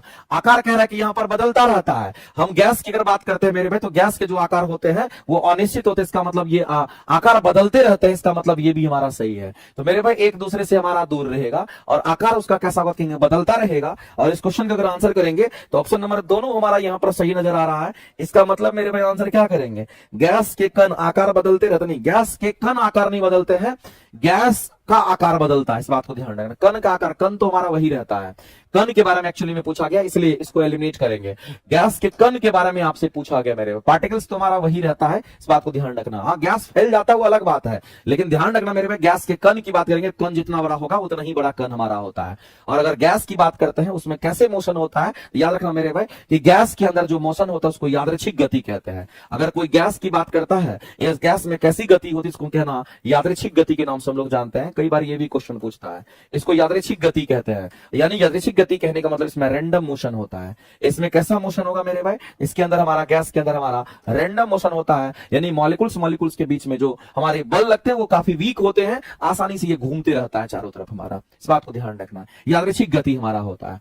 तो यहां पर चूंकि कण की बात कर रहा है ना, तो कण का आकार नहीं बदलता है, कण तो जितना बड़ा है उतना ही रहता है। हाँ, गैस हमारा, गैस में हम लोग जानते हैं कि सबसे अधिक गैस में क्या होता है, विसरण होता है, इसलिए उसके आयतन आपको अलग नजर आने लगते हैं। चलिए अगला क्वेश्चन हम लोग देखते हैं। अगला क्वेश्चन बता दीजिए क्या कहना चाहता है।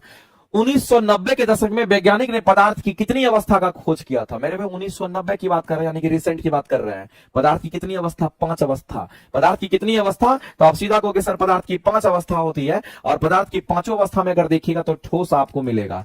पदार्थ की दूसरी अवस्था देखिएगा तो आपको द्रव मिलेगा। पदार्थ की तीसरी अवस्था देखिएगा तो आपको गैस मिलेगा। पदार्थ की चौथी अवस्था देखिएगा तो आपको यहाँ पर प्लाज्मा मिलेगा। पदार्थ की चौथी अवस्था के बाद पदार्थ की 5वीं अवस्था, जिसको हम लोग क्या कहते हैं, तो इसको हम लोग बोस-आइंस्टीन कंडेंसेट के नाम से हम लोग जानते हैं।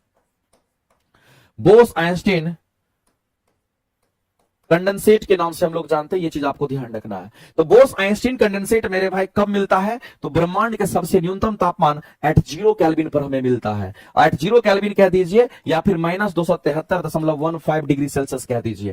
केल्विन में मेरे भाई तापमान कभी नेगेटिव नहीं होता है, क्योंकि 0 केल्विन सबसे लास्ट टेम्परेचर होता है केल्विन में, लेकिन सेल्सियस में नेगेटिव होता है। तो ये 0 केल्विन को ही हम लोग कहते हैं परम शून्य तापमान कहते हैं, इस बात को ध्यान रखना। इसी तापमान को क्या कहते हैं? तो यहां पर परम शून्य तापमान भी कहते हैं। तो परम शून्य तापमान हमारा ब्रह्मांड का सबसे न्यूनतम तापमान होता है, इस बात को ध्यान रखना। अगर हम ब्रह्मांड की बात करते हैं तो ब्रह्मांड का सबसे न्यूनतम तापमान कौन है? तो ब्रह्मांड का सबसे, अगर न्यूनतम तापमान की अगर हम बात करते हैं तो ब्रह्मांड का सबसे न्यूनतम ताप अगर कोई होता है तो याद रखना परम शून्य तापमान को कहते हैं। जैसे प्लाज्मा की अगर बात करते हैं तो बहुत अधिक तापमान पर प्राप्त होता है। ये किस तापमान पर? तो आपको ध्यान रखना है कि प्लाज्मा हमारा बहुत अधिक तापमान पर प्राप्त होता है, ये बात आपको ध्यान, बहुत अधिक तापमान पर। और अगर प्लाज्मा की अगर बात करते हैं मेरे भाई तो ये गैसीय अवस्था में होता है। ये किस अवस्था में आपको मिलेगा? तो ये गैसीय अवस्था में होता है। और जो प्लाज्मा होता है मेरे भाई ये आयनाइज्ड होता है, इस बात को ध्यान रखना। ये आयनाइज्ड होता है यानी कि आयनित अवस्था में होता है। अगर गैस देखिएगा, प्लाज्मा देखिएगा तो सूर्य के तरफ चारों तरफ प्लाज्मा होता है और प्लाज्मा का इतना अधिक तापमान होता है कि वो चमकता है, इसलिए सूर्य आपको चमकता हुआ नजर आता है, ध्यान रखेंगे। तो मेरे भाई पदार्थ की कितनी अवस्थाएं होती है? तो पदार्थ का भौतिक गुण के आधार पर पदार्थ की 5 अवस्था होती है, जबकि रासायनिक गुण पर पदार्थ की कितनी अवस्था होती है? तो मेरे भाई 2 अवस्था कहते हैं, इस बात को ध्यान रखना। ये भी एक क्वेश्चन आपका हो सकता है और आपसे एग्जाम में पूछ सकता है कि भौतिक गुण के आधार पर, किस गुण के आधार पर? भौतिक गुण के आधार पर अगर आपसे पूछेगा, बताइए कि भौतिक गुण के आधार पर पदार्थ की कितनी अवस्था होती है? पदार्थ की भौतिक गुण के आधार पर पदार्थ की 5 अवस्थाएं होती है, ये बात आपको ध्यान रखना। जैसा कि मैंने 5 अवस्था होती है, जैसा कि मैंने आपको बताया। और ये 5 अवस्था भी जस्ट आपने देखा, ठोस की हम बात कर रहे थे, हम द्रव की बात कर रहे थे, हम गैस की बात कर रहे थे, हम यहां पर प्लाज्मा की बात कर रहे थे, हम यहां पर बोस आइंस्टीन कंडेंसेट की हम बात कर रहे थे। ये मेरे भाई भौतिक गुण के आधार पर है। लेकिन अगर रासायनिक गुण के आधार पर अगर आपसे पूछ लेता है तो आपको ध्यान रखना है कि रासायनिक गुण के आधार पर पदार्थ का वर्गीकरण भी हुआ है। तो रासायनिक गुण के आधार पर अगर हम कहते हैं, अगर रासायनिक गुण के आधार पर अगर हम सीधा कहेंगे रासायनिक गुण के आधार पर पदार्थ की अगर हम बात करते हैं तो बताइए पदार्थ की कितनी अवस्था होगी? तो पदार्थ की मेरे भाई यहां पर 3 अवस्थाएं देखने को मिलती है। और ये पदार्थ की जो 3 अवस्था कह लीजिए, और 3 अवस्था में अगर आप देखिएगा तो आपको तत्व नजर आता है, आपको नजर आएगा मेरे भाई यहां पर यौगिक आप कह लीजिएगा, और साथ ही साथ आप क्या कहिएगा तो यहां पर आप मिश्रण कह लीजिएगा। तो जो तत्व और यौगिक होते हैं ये दोनों के दोनों हमारे शुद्ध होते हैं। ये दोनों के दोनों कैसे पदार्थ है? तो इसको हम लोग शुद्ध पदार्थ कहते हैं, जबकि मिश्रण हमारा अशुद्ध पदार्थ होता है। ये बात आपको ध्यान रखना। जहां कहीं भी मिश्रण की बात करेगा तो ये अशुद्ध पदार्थ हमारा होता है, जब कभी भी यौगिक की बात करेगा तो यौगिक हमारा शुद्ध पदार्थ होता है, तत्व भी हमारा शुद्ध पदार्थ होता है। तो तत्व और यौगिक हमारा शुद्ध पदार्थ होगा, जबकि मिश्रण हमारा अशुद्ध पदार्थ होता है। इसको प्योर कहते हैं, इसको इम्प्योर कहते हैं, इस बात को ध्यान रखना। तो मेरे भाई ये भी एक क्वेश्चन है जिसको आप ध्यान में रख सकते हो, आपके एग्जाम में आने की संभावना रहती है और आपको एक एक पॉइंट्स ध्यान में रहने चाहिए।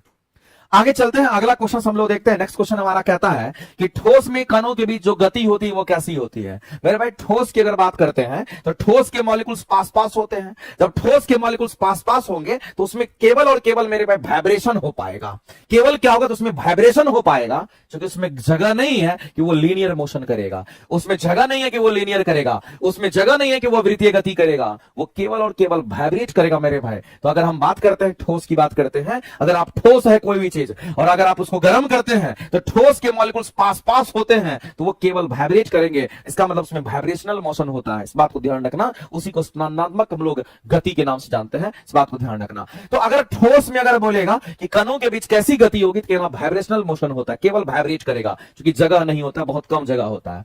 सूखी बर्फ जिसको ड्राई आइस कहते हैं मेरे भाई, इस बात को हम सभी लोग जानते होंगे और आपको यह बात पता होगा, जो ड्राई आइस हमारा होता है ये हमारा ठोस अवस्था से डायरेक्ट गैस अवस्था में परिवर्तित हो जाता है। ये ठोस अवस्था से डायरेक्ट ये गैस बनता है, बीच में द्रव की स्थिति इसमें पैदा नहीं होती है। क्योंकि ड्राई आइस की अगर हम बात कर लेते हैं तो ये ड्राई आइस मेरे भाई ऊर्ध्वपातित पदार्थ होता है। ये ड्राई आइस कैसा पदार्थ होता है तो आपको ध्यान रखना है, ये यहां पर ऊर्ध्वपातित पदार्थ होता है, इस बात को ध्यान, ये ऊर्ध्वपातित हमारा पदार्थ होता है। और जो भी ऊर्ध्वपातित पदार्थ होगा वो डायरेक्ट ठोस से गैस हमारा बन जाता है, इस बात को ध्यान रखेंगे। तो सूखी बर्फ ठोस अवस्था में जल, गैसेस अवस्था में जल, जलीय अवस्था में कार्बन डाइऑक्साइड, ठोसीय अवस्था में हमारा क्या होता है? कार्बन डाइऑक्साइड की बात करते हैं। तो आपको पता ही होगा मेरे भाई कि ड्राई आइस हम लोग क्या कहते हैं? तो सूखी बर्फ कहने का मतलब ठोस कार्बन डाइऑक्साइड को कहते हैं।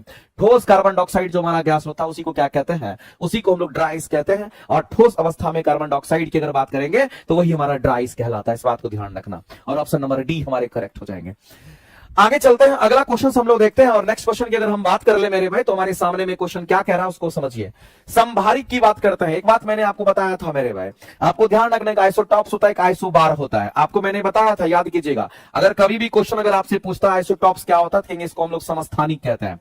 आइसोटॉप्स कहने का मतलब समस्थानिक, और समस्थानिक कहने का मतलब परमाणु संख्या समान। इसकी परमाणु संख्या क्या होगी, क्योंकि इसके परमाणु संख्या की अगर हम बात करते हैं तो परमाणु संख्या समान की हम बात करेंगे। अब मामला यह है मेरे भाई कि जब कभी भी परमाणु संख्या समान हो जाती है तो आप क्या समझते हैं कि परमाणु संख्या अगर समान हो गई तो समझ लेना मेरे भाई रासायनिक गुण समान हो गया। अगर परमाणु संख्या समान कहने का मतलब है आप सीधा कह सकते हैं इसके रासायनिक गुण समान होता है। इसके कैसे गुण, तो इसके रासायनिक गुण समान होता है। परमाणु संख्या समान मतलब रासायनिक गुण हमारा समान होता है, ध्यान रखेंगे। दूसरा बात आपको ध्यान रखना है, इसके परमाणु भार की अगर बात करते हैं, इसका परमाणु भार हमारा भिन्न होता है।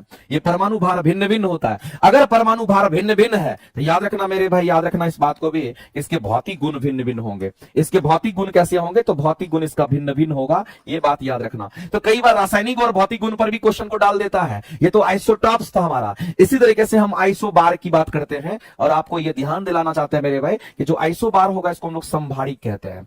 इसको हम लोग क्या कहेंगे, तो इसको हम लोग यहाँ पर संभारिक कहते हैं। आइसोबार कहने का मतलब संभारिक की बात करते हैं। और अगर कोई आइसोबार हमारा होता है तो याद रखना इसके परमाणु भार की अगर बात करते हैं, और अगर कोई हमारा परमाणु भार होगा तो ये परमाणु भार हमारा कैसा होगा, तो हम कहेंगे परमाणु भार हमारा समान होगा। परमाणु भार कैसा होगा, कहेंगे ये समान होगा। अगर परमाणु भार समान हो गया इसका मतलब मेरे भाई भौतिक गुण समान है।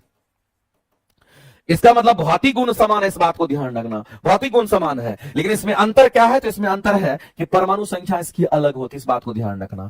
इसके परमाणु संख्या क्या होगी, इसकी परमाणु संख्या मेरे भाई यहां पर भिन्न भिन्न होता है, इस बात को ध्यान रखना। अगर परमाणु संख्या भिन्न भिन्न है तो हम कहेंगे परमाणु संख्या हमारा रासायनिक गुण को दिखाता है, इसलिए हम कहते हैं यहां पर रासायनिक गुण हमारे कैसे होंगे, तो इस केस में हम कहेंगे रासायनिक गुण हमारे यहां पर भिन्न भिन्न होंगे, ध्यान रखेंगे।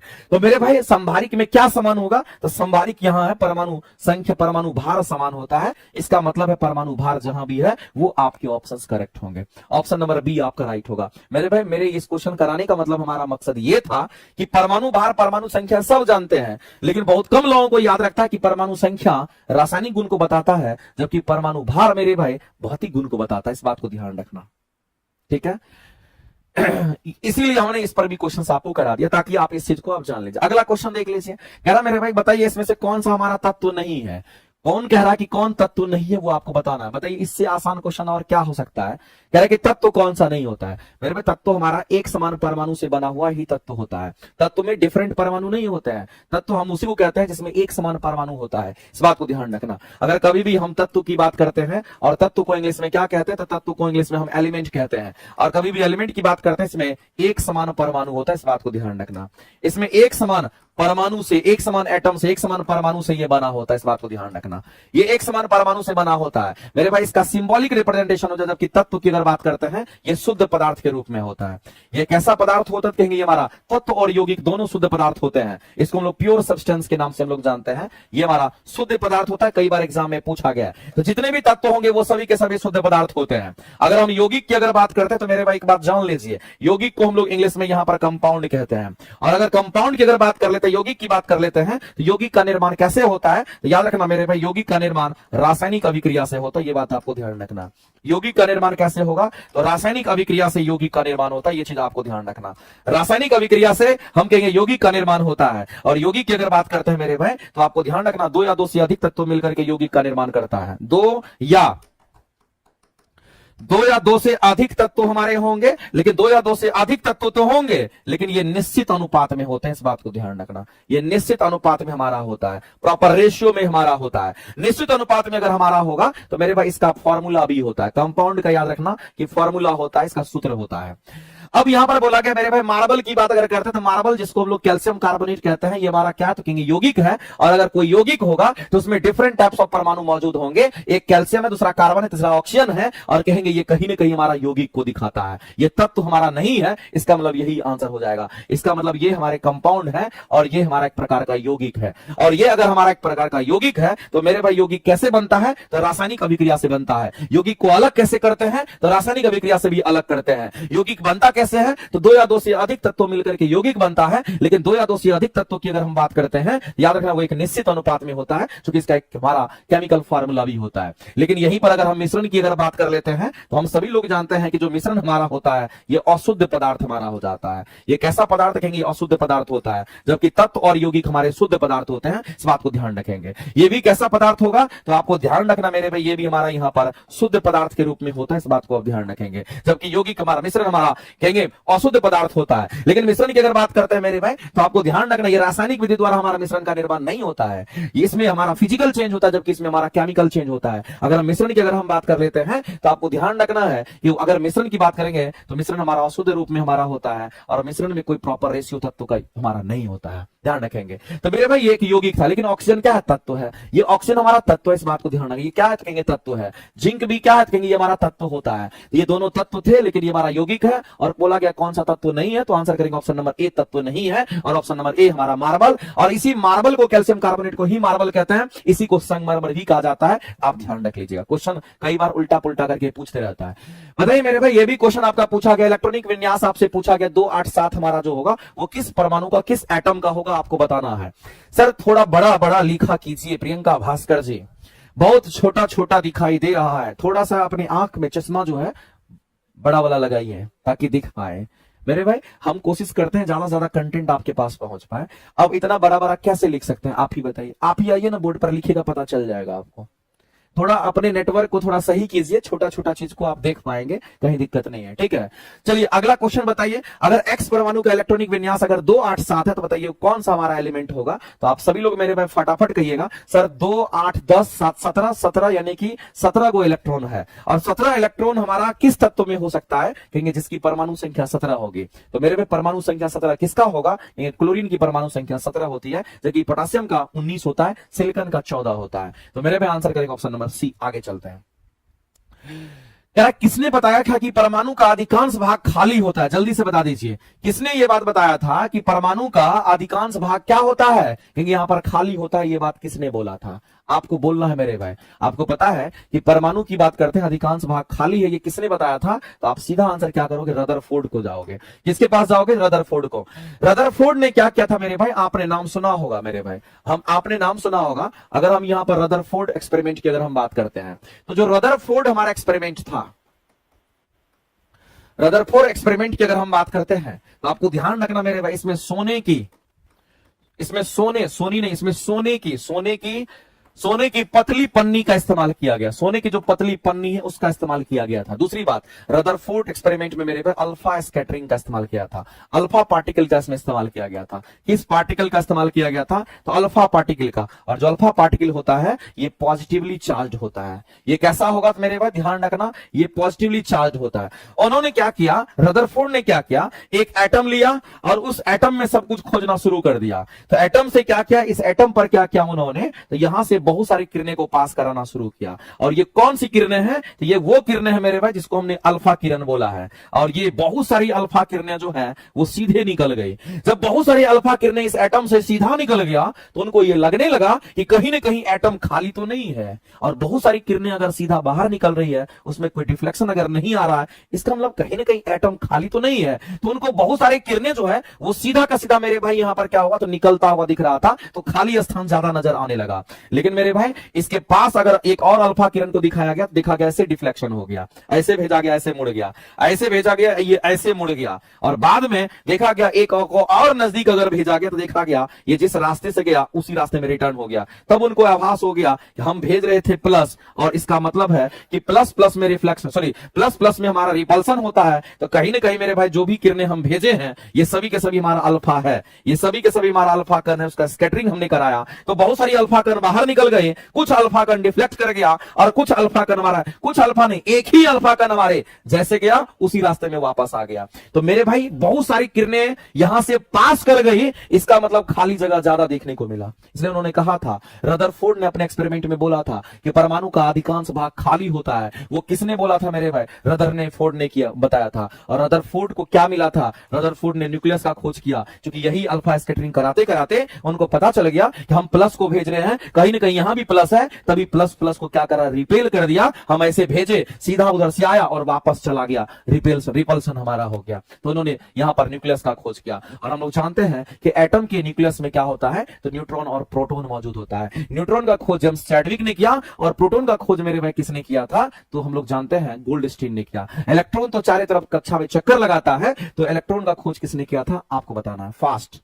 जे थॉमसन की हम बात करते हैं मेरे भाई, डाल्टन थ्योरी, डाल्टन ने अपना थ्योरी दिया था एटम को लेकर। आगे चलते हैं। वायुमंडल में उपस्थित विभिन्न गैस पृथ्वी पर किसके कारण मौजूद रह पाते हैं, ये भी आपका एक अच्छा क्वेश्चन है मेरे भाई, ये आपके एग्जाम आस्किंग क्वेश्चन हो सकता है, ये आपके एग्जाम में आने लायक क्वेश्चन है, इस बात को ध्यान रखना। आपके एग्जाम में ये क्वेश्चन आ सकता है, इसलिए आप इसको जरूर ध्यान में रखेंगे। कह रहे वायुमंडल में उपस्थित विभिन्न गैस, हम लोग जानते हैं हमारे वायुमंडल में सबसे अधिक मात्रा में अगर कोई गैसेस हैं तो उसको हम लोग क्या कहते हैं, नाइट्रोजन गैस, 71% होता है। उसके बाद अगर कोई गैसेस है तो ऑक्सीजन हमारा होगा। अदर गैसेस तुम्हारी बहुत कम मात्रा में होते हैं, लेकिन आपसे बोला गया कि वायुमंडल में उपस्थित विभिन्न गैस पृथ्वी पर किसके कारण मौजूद रह पाते हैं।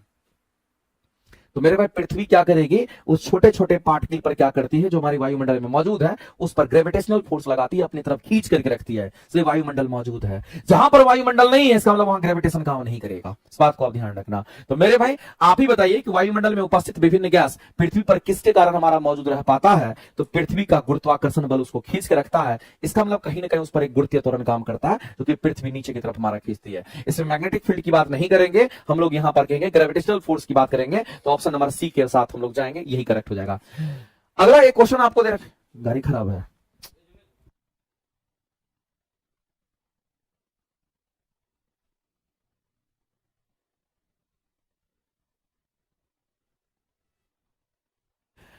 कुंडन कुलम नाभिकीय ऊर्जा का केंद्र हमारा कहां है, आपको बताना मेरे भाई। तो ये तो याद रखना पड़ेगा, इसमें और कुछ बताने की जरूरत है नहीं। लेकिन आप लोग बताइए फटाफट करके इस क्वेश्चन का आंसर क्या करेंगे। 52 नंबर क्वेश्चन आपको बताना है, तमिलनाडु में है। कहां पे है, तो तमिलनाडु की हम बात करेंगे यहां पर, इस बात को ध्यान है। चलिए आगे चलते हैं।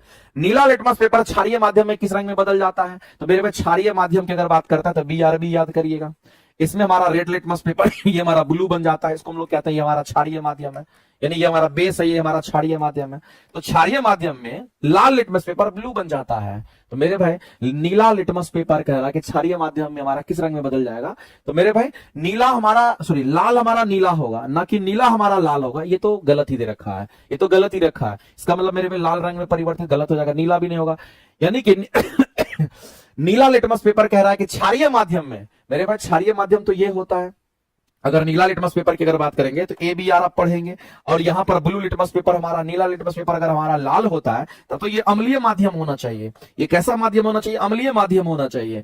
मेरे भाई यहां पर तो क्वेश्चन में कहता है कि अगर नीला अगर लाल हो रहा है, अगर नीला अगर हमारा यहां पर कह रहा है कि नीला लिटमस पेपर क्षारीय माध्यम में रंग बदल जाता है, तो नीला अगर हमारा बदलेगा तो लाल ही हो सकता है ना, क्योंकि ये अगर नीला लाल होगा तो अम्लीय माध्यम होना चाहिए, लेकिन यहां तो क्षारीय माध्यम कह रहा है, इसका मतलब कोई रंग नहीं रहेगा, कोई परिवर्तन नहीं होगा। इसका मतलब इस क्वेश्चन के अगर आंसर करेंगे तो ऑप्शन नंबर सी के साथ जाएंगे।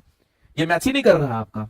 हाँ, अगर ये होता मेरे भाई क्षारीय माध्यम की जगह पर अगर अम्लीय माध्यम होता, तो वैसी परिस्थिति में हम कहते कि हमारा ये सही होता, और अम्लीय माध्यम में वो फिर हमारा ब्लू कैसा होता, लाल हो जाता। लेकिन क्षारीय माध्यम बोल करके मेरे भाई यहां पर टोटली क्वेश्चन के आंसर को गलत कर दिया। आप समझ लीजिए इस क्वेश्चन के आंसर हमारे क्या होने वाले हैं, बताइए। इसमें कोई परिवर्तन हमारा नहीं होगा। आगे चलता, अच्छा क्वेश्चन था। शुद्ध पानी के बारे में बताए थे, पीएच मान 7 हमारा होता है, जो हम लोग पीने वाला पानी की बात करते हैं। चलिए अगला क्वेश्चन, ये भी क्वेश्चन मेरे भाई मैंने आपको कराया था। ये स्टेट में देखिए क्वेश्चन पूछा, आपको मैंने क्या बोला था कि जो STT में क्वेश्चन पूछा ना, डायरेक्ट आपको बहुत सारे TRE में भी क्वेश्चन देखने को मिलेगा। इसमें कह रहा है कि कौन सा बताइए, कौन सा सूचक हमारा इस्तेमाल नहीं होता, कौन सा एसिड बेस इंडिकेटर हमारा नहीं है। हल्दी है जो कि नेचुरल इंडिकेटर है, मिथाइल ऑरेंज हमारा सिंथेटिक जिसको बनाया जाता है, फेनोल्फथालीन भी बनाया जाता है, मूली हमारा इंडिकेटर नहीं है। तो आंसर करेंगे ऑप्शन नंबर डी। आगे चलते हैं। पोटास एलम निम्नलिखित में से क्या है, मेरे भाई पोटास एलम जो हमारा होता है वो डबल सॉल्ट क्यों कहते हैं, डबल सॉल्ट जो हमारा होता है उसी को पोटास एलम कहते हैं। लेकिन एक बात जानिएगा, बीपीएससी कई बार ये क्वेश्चन पूछती है अगर हम पोटास एलम की बात करते हैं तो इसी को हम फिटकरी कहते हैं। पोटास एलम को क्या कहते हैं, इसी को हम लोग यहां पर फिटकरी कहते हैं, इस बात को ध्यान रखना। तो जो फिटकरी हमारा होता है, जो पोटास एलम हमारा फिटकरी होता है, मेरे भाई आपको याद रखना ये कोवलेंट्स के रूप में इस्तेमाल होता है। ये हमारे क्या है, तो कहेंगे कोवलेंट्स के रूप में इस्तेमाल होता है। बीपीएससी कई बार ये क्वेश्चन पूछ चुकी है, कॉन्ग्लेट्स के रूप में इस्तेमाल होता है। ये किस रूप में इस्तेमाल होता है, क्योंकि कॉन्ग्लेट्स के रूप में इस्तेमाल होता है, ये बात आपको ध्यान रखना है। हम पोटास एलम की बात कर रहे हैं, और पोटास एलम हमारा क्या, तो डबल सॉल्ट कहलाता है। इसी को हम लोग क्या कहते हैं, तो इसी को हम लोग यहाँ पर डबल सॉल्ट के नाम से हम लोग जानते हैं। ये बात आपको ध्यान, ये डबल सॉल्ट होता है। ठीक है, तो इसको आप ध्यान रख लीजिएगा। आगे चलते हैं। प्लास्टर ऑफ पेरिस पर भी क्वेश्चन रिपीटेड आते रहता है। अगर प्लास्टर ऑफ पेरिस की अगर बात करते हैं तो हम लोग जानते हैं कि जो हमारा जिप्सम होता है, अगर इस जिप्सम को आप गर्म कर दीजिएगा, और जब जिप्सम को आप गर्म करिएगा 120 डिग्री सेल्सियस पर, तो ऐसी परिस्थिति में यही जिप्सम हमारा प्लास्टर ऑफ पेरिस में बदल जाता है। और मेरे पास जो प्लास्टर ऑफ पेरिस हमारा होता है ना, ये व्हाइट पाउडर के रूप में होता है। इस बात को ध्यान रखना। ये कैसा होगा, कहेंगे हमारा व्हाइट पाउडर के रूप में होता है। और इसी व्हाइट पाउडर के साथ जब पानी मिक्स करते हैं तो ये कठोर सतह देता है। मूर्ति उर्ति बनाने के लिए भी इसका इस्तेमाल करते हैं, सजावटी चीजों को बनाने के लिए इस्तेमाल करते हैं पीओपी का। तो मेरे भाई पीओपी का जो केमिकल फॉर्मूला होगा हमारा क्या होगा, जिसका केमिकल फॉर्मूला CaSO4, और पानी के कितने, तो कहेंगे यहां पर हाफ मॉलिक्यूल्स होते हैं, हमारा हाफ H2 होगा। जबकि जिप्सम की अगर बात करते हैं तो ये केमिकल फॉर्मूला CaSO4, हमारा यहां पर 2H2O हो जाएगा। इस बात को आप ध्यान रखना। तो मेरे भाई 120 डिग्री सेल्सियस पर जब जिप्सम को गर्म करते हैं तो पीओपी बन जाता है। और आपसे यहां पर पीओपी का यहां पर रासायनिक सूत्र पूछा है, CaSO4 हाफ H2 हमारा राइट आंसर हो जाएगा। चलिए आगे चलते हैं। वह कौन सा तत्व इसकी परमाणु संख्या 12 है, इसमें बताइए। सोडियम की परमाणु संख्या, मैग्नीशियम का 12 होता है, सोडियम का कितना होता है, 11 होगा। कैल्शियम की परमाणु संख्या 20 होती है, और पोटेशियम की परमाणु संख्या 19 होती है। मैग्नीशियम की परमाणु संख्या 12 होती है। मेरे भाई किसी भी तत्व की अगर हम बात कर लेते हैं, जितनी परमाणु संख्या होती है उतने ही इलेक्ट्रॉन होते हैं, और उतने ही उसमें प्रोटॉन मौजूद होते हैं, अगर उस पर कोई आवेश नहीं हो तो। अगर कोई तत्व उदासीन है, इस बात को हमेशा याद रखना। अगर हम किसी तत्व की अगर बात करते हैं, अगर मेरे भाई ये तत्व हमारे कैसे हैं, अगर तत्व हमारा उदासीन होता है तो याद रखना, अगर तत्व हमारा उदासीन है तो ऐसी परिस्थिति में याद रखना है, उस तत्व की जो परमाणु संख्या होगी, उस तत्व की परमाणु संख्या जो होगी वही किसके बराबर होगी, तो कहेंगे वही प्रोटॉन की संख्या के बराबर होगी। और वही प्रोटॉन की संख्या इलेक्ट्रॉन की संख्या के बराबर होता है, वही इलेक्ट्रॉन की संख्या के बराबर होता है। ये हमेशा नहीं होगा। ये किस केस में होगा मेरे भाई, जब तत्व हमारा उदासीन अवस्था में होता है, तब की बात करते हैं। और उदासीन हम उसको कहते हैं जिस पर ना तो पॉजिटिव आयंस होगा, जिस पर ना तो नेगेटिव आयंस होता है। इस बात को ध्यान रखना। वैसे केस में हम लोग कहते हैं, इसका मतलब इस पर कोई पॉजिटिव नेगेटिव आयंस नहीं है। इसका मतलब जितनी परमाणु संख्या है उतने ही प्रोटॉनों की संख्या है, और उतने ही इसमें इलेक्ट्रॉनों की संख्या है। याद रखना मेरे भाई, कभी भी किसी तत्व को अगर कितना भाग में भी आप तोड़ उड़ दीजिए, उसकी परमाणु संख्या नहीं बदलती है, उसके प्रोटॉनों की संख्या नहीं बदलती है, क्योंकि परमाणु संख्या प्रोटॉनों की संख्या पर डिफाइंड होता है। जबकि उसके इलेक्ट्रॉन की संख्या बदल जाती है, टूटेगा, 1 + 2 + चढ़ेगा उतने इलेक्ट्रॉन की कमी होती चली जाएगी, माइनस चढ़ेगा उतने इलेक्ट्रॉन की बढ़ोतरी हो जाती है। इस बात को ध्यान रखना। आगे चलते हैं। अगला कह रहा है कि तत्व मैग्नीशियम सल्फर के साथ अभिक्रिया करेगा तो बताइए कौन सा बंधन का निर्माण करेगा। एक बात बताइए मेरे भाई, कितने अच्छे क्वेश्चंस हैं, और आपको हम मौका देते हैं इस क्वेश्चन का आंसर करके आप बता दीजिए जल्दी से, फास्ट। कहता है कि तत्व मैग्नीशियम सल्फर के साथ अभिक्रिया करके कौन सा बॉन्ड बनाता है, ये आपको बताना है। मेरे भाई हम लोग जानते हैं कि मैग्नीशियम की बात करते हैं, मैग्नीशियम हमारा क्या कहेंगे, यहाँ पर धातु है। और दूसरी बात अगर हम यहाँ पर बात करते हैं किसके बारे में, तो हम सल्फर की बात करते हैं। सल्फर हमारा क्या कहेंगे, यहाँ पर अधातु है। और मैंने आपको बताया था, अगर धातु और अधातु के बीच में जब कभी भी मेरे भाई बॉन्डिंग होती है, इसके बीच में जब कभी भी हमारा बंधन बनता है, ऐसे बंधन को हम लोग क्या कहते हैं, आयनिक बंधन कहते हैं। इसको कैसा बंधन कहते हैं, तो इसी को हम लोग आयनिक बंधन कहते हैं। और याद रखना मेरे भाई, इसी आयनिक बंधन को हम लोग विद्युत सहसंयोजक बंधन के नाम से भी हम लोग जानते हैं, वो भी बात आपको ध्यान रखिए। ये आयनिक बंधन हमारा होगा, कहां दे रखा है वही आंसर करेक्ट करेंगे। ऑप्शन नंबर हमारा क्या होगा, तो कहेंगे ए करेक्ट हो जाएगा। ऑप्शन नंबर ए, जिनका भी है उनके राइट। देखो मेटल और मेटल, धातु धातु में मेटालिक बॉन्ड बनता है। आगे चलता है, कह रहा है कि डैश तापमान पर द्रव का वाष्पीकरण होता है। मेरे भाई क्वथनांक के ऊपर, हिमांक के ऊपर, हिमांक तो नहीं होगा क्योंकि आपसे क्वेश्चन में कह दिया वाष्पीकरण की बात कर दिया, तो हिमांक के ऊपर या हिमांक के नीचे तो हमारा नहीं होगा। क्वथनांक के ऊपर होगा, क्वथनांक के नीचे नहीं होगा। इसलिए हम लोग आंसर करेंगे ऑप्शन नंबर ए आपका करेक्ट हो जाएगा। ऑप्शन नंबर ए आपके राइट हो जाएंगे। अगला है कि ग्रीष्म ऋतु में सुराही या मिट्टी के बर्तन में अगर पानी को ठंडा रखते हैं तो पानी उसकी सतह से क्या होता है, वाष्पीकृत होते रहती है। और जब कभी भी वाष्पीकरण की क्रिया होगी उस जगह को वो ठंडा कर देती है, इसलिए आपको पानी ठंडा मिलता है। तो मेरे भाई वाष्पीकरण के प्रोसेस से हमारा ठंडा होता है। वाष्पोत्सर्जन और वाष्पीकरण दोनों अलग चीज है। वाष्पोत्सर्जन मेरे पे प्लांट वगैरह में होता है, वाष्पीकरण हमारा क्या होता है, हम कहते हैं उसकी सतह पर हमारा होता है। दूसरा, द्रव की सतह पर वाष्पीकरण होता है क्योंकि सतह पर मौजूद कण हमारे क्या होता है मेरे पास, द्रव की जो ऊपरी सतह हमारी होती है उसी पर वाष्पीकरण होता है, और द्रव की जो ऊपरी सतह होती है उसमें सबसे ज्यादा एनर्जी होता है, क्योंकि हम लोग जानते हैं तापमान ज्यादा होगा तो वाष्पीकरण फास्ट होता है। इसका मतलब उसकी जो ऊपरी सतह होगी तो उस जगह पर हमारा एनर्जी ज्यादा होता है, जब एनर्जी ज्यादा होगा तो आसानी से हमारा वाष्पीकृत हो जाता है। तो आपको ध्यान रखना है एक दूसरे के बीच आकर्षण बल से जोड़ने का पर्याप्त ऊर्जा मौजूद होता है ऊपरी सतह पर, इसलिए हम कहते हैं कि ऊपरी सतह पर ही हमारा, द्रव की सतह पर हमारा वाष्पीकरण होता है, द्रव के अंदर वाष्पीकरण नहीं होता है। कौन सा वस्तु उष्मा का अच्छा चालक माना जाता है? उष्मा का अच्छा चालक प्लास्टिक तो नहीं होगा, थर्मोकोल भी नहीं होगा, लकड़ी का बुरादा भी नहीं होगा। सीसा की अगर बात करते हैं मेरे भाई, तो सीसा भी गुड कंडक्टर ऑफ इलेक्ट्रिसिटी हमारा नहीं है, ये भी हमारा पुअर कंडक्टर ऑफ इलेक्ट्रिसिटी होता है। ये भी हमारा क्या होगा कि यहाँ पर पुअर कंडक्टर ऑफ इलेक्ट्रिसिटी हमारा होता है, इस बात को ध्यान रखना। ये भी हमारा पुअर उष्मा का बोला गया है क्या, सॉरी, ये भी हमारा पुअर कंडक्टर ऑफ हमारा क्या होता है कि यहाँ पर हीट होता है, ये पुअर कंडक्टर ऑफ हमारा हीट होता है। लेकिन इन सब में से अगर देखिएगा तो ये सब तो साफे का साफे पुअर कंडक्टर होता है, इसका मतलब ऑप्शन नंबर डी को हम लोग कह सकते हैं ये उष्मा का चाल अच्छा, इन सभी में से उष्मा का अच्छा चालक हमारा तब कहेंगे सीसा हमारा हो सकता है, क्योंकि इसमें थोड़ा बहुत हमारा हीट का कंडक्शन होता है लेकिन इन सब में नहीं होता, इस बात को ध्यान रखेंगे। क्योंकि इसकी ऊष्मीय चालकता जो होती है इन सबसे अधिक होती है, इस बात को ध्यान, इसकी ऊष्मीय चालकता, सीसा की ऊष्मीय चालकता क्या होता है, इन सबसे हमारा अधिक होता है, इसलिए हम कहते हैं कि उष्मा का संचरण ये सीसा कर देता है। आगे चलते हैं, सबसे अधिक उष्मा का संचरण कौन करता है? फास्ट तो कहेंगे हमारा वो कौन करता है? डायमंड करता है, याद रखिएगा। ट्राइटियम जो होता है मेरे हाइड्रोजन का समस्थानिक, हाइड्रोजन के 3 समस्थानिक होते हैं, प्रोटियम, ड्यूटेरियम और ट्राइटियम। प्रोटियम हम हाइड्रोजन को ही कहते हैं। परमाणु के नाभिक में क्या होता है? नाभिक में न्यूट्रॉन और प्रोटॉन होते हैं, इस बात को आप सभी लोग जानते होंगे।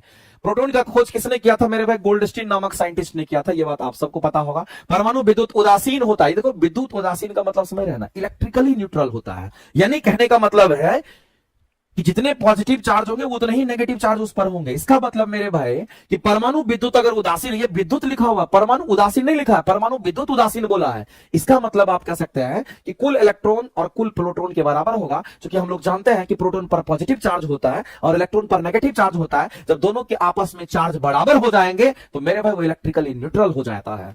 हम न्यूट्रॉन की बात नहीं करेंगे क्योंकि न्यूट्रॉन पर कोई आवेश नहीं होता है, इन दोनों पर आवेश होता है, एक पर प्लस होगा तो एक पर माइनस होगा, दोनों बराबर हो गया, तो ऐसी परिस्थिति में उसको इलेक्ट्रिकल न्यूट्रल कहते हैं। तो मेरे पास क्वेश्चन का आंसर हम लोग यही करेंगे, न्यूट्रॉन वाला तुम्हारा ऐसे भी नहीं होना। आगे चलते हैं, यहां तक आपका ये आज का था क्वेश्चन। तो हम आपसे कहना चाहते हैं मेरे भाई, कल आप तैयार रहिएगा। आप लोगों मेरे भाई, आप लोगों को मेरे तरफ से निमंत्रण है, और कल आप लोग को तैयार रहना है कितने बजे? तो 7 PM में, याद रखिएगा 7 बजे आपको शाम में तैयार रहना है। कल आपके जो टॉपिक होंगे वो ईंधन का होगा, और उसके बाद अगर देखेंगे तो आपको गैसीय अवस्था के क्वेश्चन आपको देखने को मिलेगा। साथ ही साथ मेरे भाई आपको क्वेश्चन यहां पर जो कोलाइड हमारे बनते हैं उससे भी आपको क्वेश्चन रहेंगे। तो ये तो हमारा रहेगा ही रहेगा। इसके अलावे भी क्वेश्चन आपको बता देना चाहते हैं, आपको आवर्त सारणी का कल क्वेश्चन देखने को मिलेगा। कल ही आपको आवर्त सारणी के भी क्वेश्चन देखने को मिलेगा। कल ही आपको धातु की अगर बात करते हैं, धातु और अधातु की अगर बात करें, धातु और अधातु के क्वेश्चन देखने को मिलेगा। धातु और अधातु, धातु और अधातु के यौगिक से क्वेश्चन आपको देखने को मिलेगा। तो मेरे भाई कल का जो चैप्टर हमारा रहा वो ये वाला चैप्टर हमारा रह गया, और कल हम लोग इसको करेंगे। लेकिन हम आप लोगों से याद दिला देना चाहते, जो लोग नियुक्ति बैच की क्लासेस कर रहे होंगे, कल चैप्टर बैच की क्लासेस आपकी फिर से चलने लगेगी। याद रखना, लाइट चैप्टर आपका स्टार्ट करेंगे कल। 1 से 2 दिन में आपके पास मटेरियल चला जाएगा, परेशान किसी को नहीं होना है। जिसके पास नियुक्ति बैच नहीं होगा, मैं अभी भी कहता हूं मेरे भाई, नियुक्ति बैच की क्लासेस आप जरूर करिए। अगर आप नियुक्ति बैच की क्लासेस करते हैं ना, तो मेरे भाई मेरा मानिए कि इस नियुक्ति बैच की क्लासेस से आपको इतना ज्यादा बेनिफिट होगा कि आप सोच नहीं सकते हो। आपको हर तरह का क्वेश्चन इसमें देखने को मिलेगा, सभी लेवल के क्वेश्चन देखने को मिलेगा। ये क्लासेस हमारी चल रही है, और अभी 2-4 दिन से थोड़ा सा डिस्टर्ब चल रही है, लेकिन नियुक्ति बैच की क्लासेस कल हम लेंगे। और कितने बजे? तो सुबह के 10 बजे आपकी क्लासेस होगी, ठीक है। और ध्यान रखिएगा, सुबह 10 बजे ये क्लासेस अगर हम आपको करा रहे हैं तो इतने बजे ही आपकी क्लासेस ये चलेगी। कल अगर आपके पास पीडीएफ नहीं पहुंचेगा तो परसों आपके पास इस चैप्टर का पीडीएफ पहुंच जाएगा। कल लाइट चैप्टर के क्वेश्चन इसमें कराने वाले हैं, ठीक है। तो मेरे भाई जितने भी बच्चे देख रहे हैं, सभी लोगों से हम ये कहना चाहेंगे, आप सभी लोग लाइव आइए। कितने बजे? शाम के 7 बजे हम आपके साथ जुड़ करके, हमारा कोशिश यही रहता है कि आपको ज्यादा से ज्यादा कंटेंट सही वे में आपके सामने रखें, जो एग्जाम पूछती है। जितना क्रिस्टल क्लियर रहोगे उतना ही क्रिस्टल क्वेश्चन को बना करके आओगे। चलिए ठीक है, आज के लिए इतना ही। लेकिन जितने लोग लाइव देख रहे हैं मेरे भाई, सभी लोग एक बार जरूर सेशन को लाइक करके जाना। Thank you very much.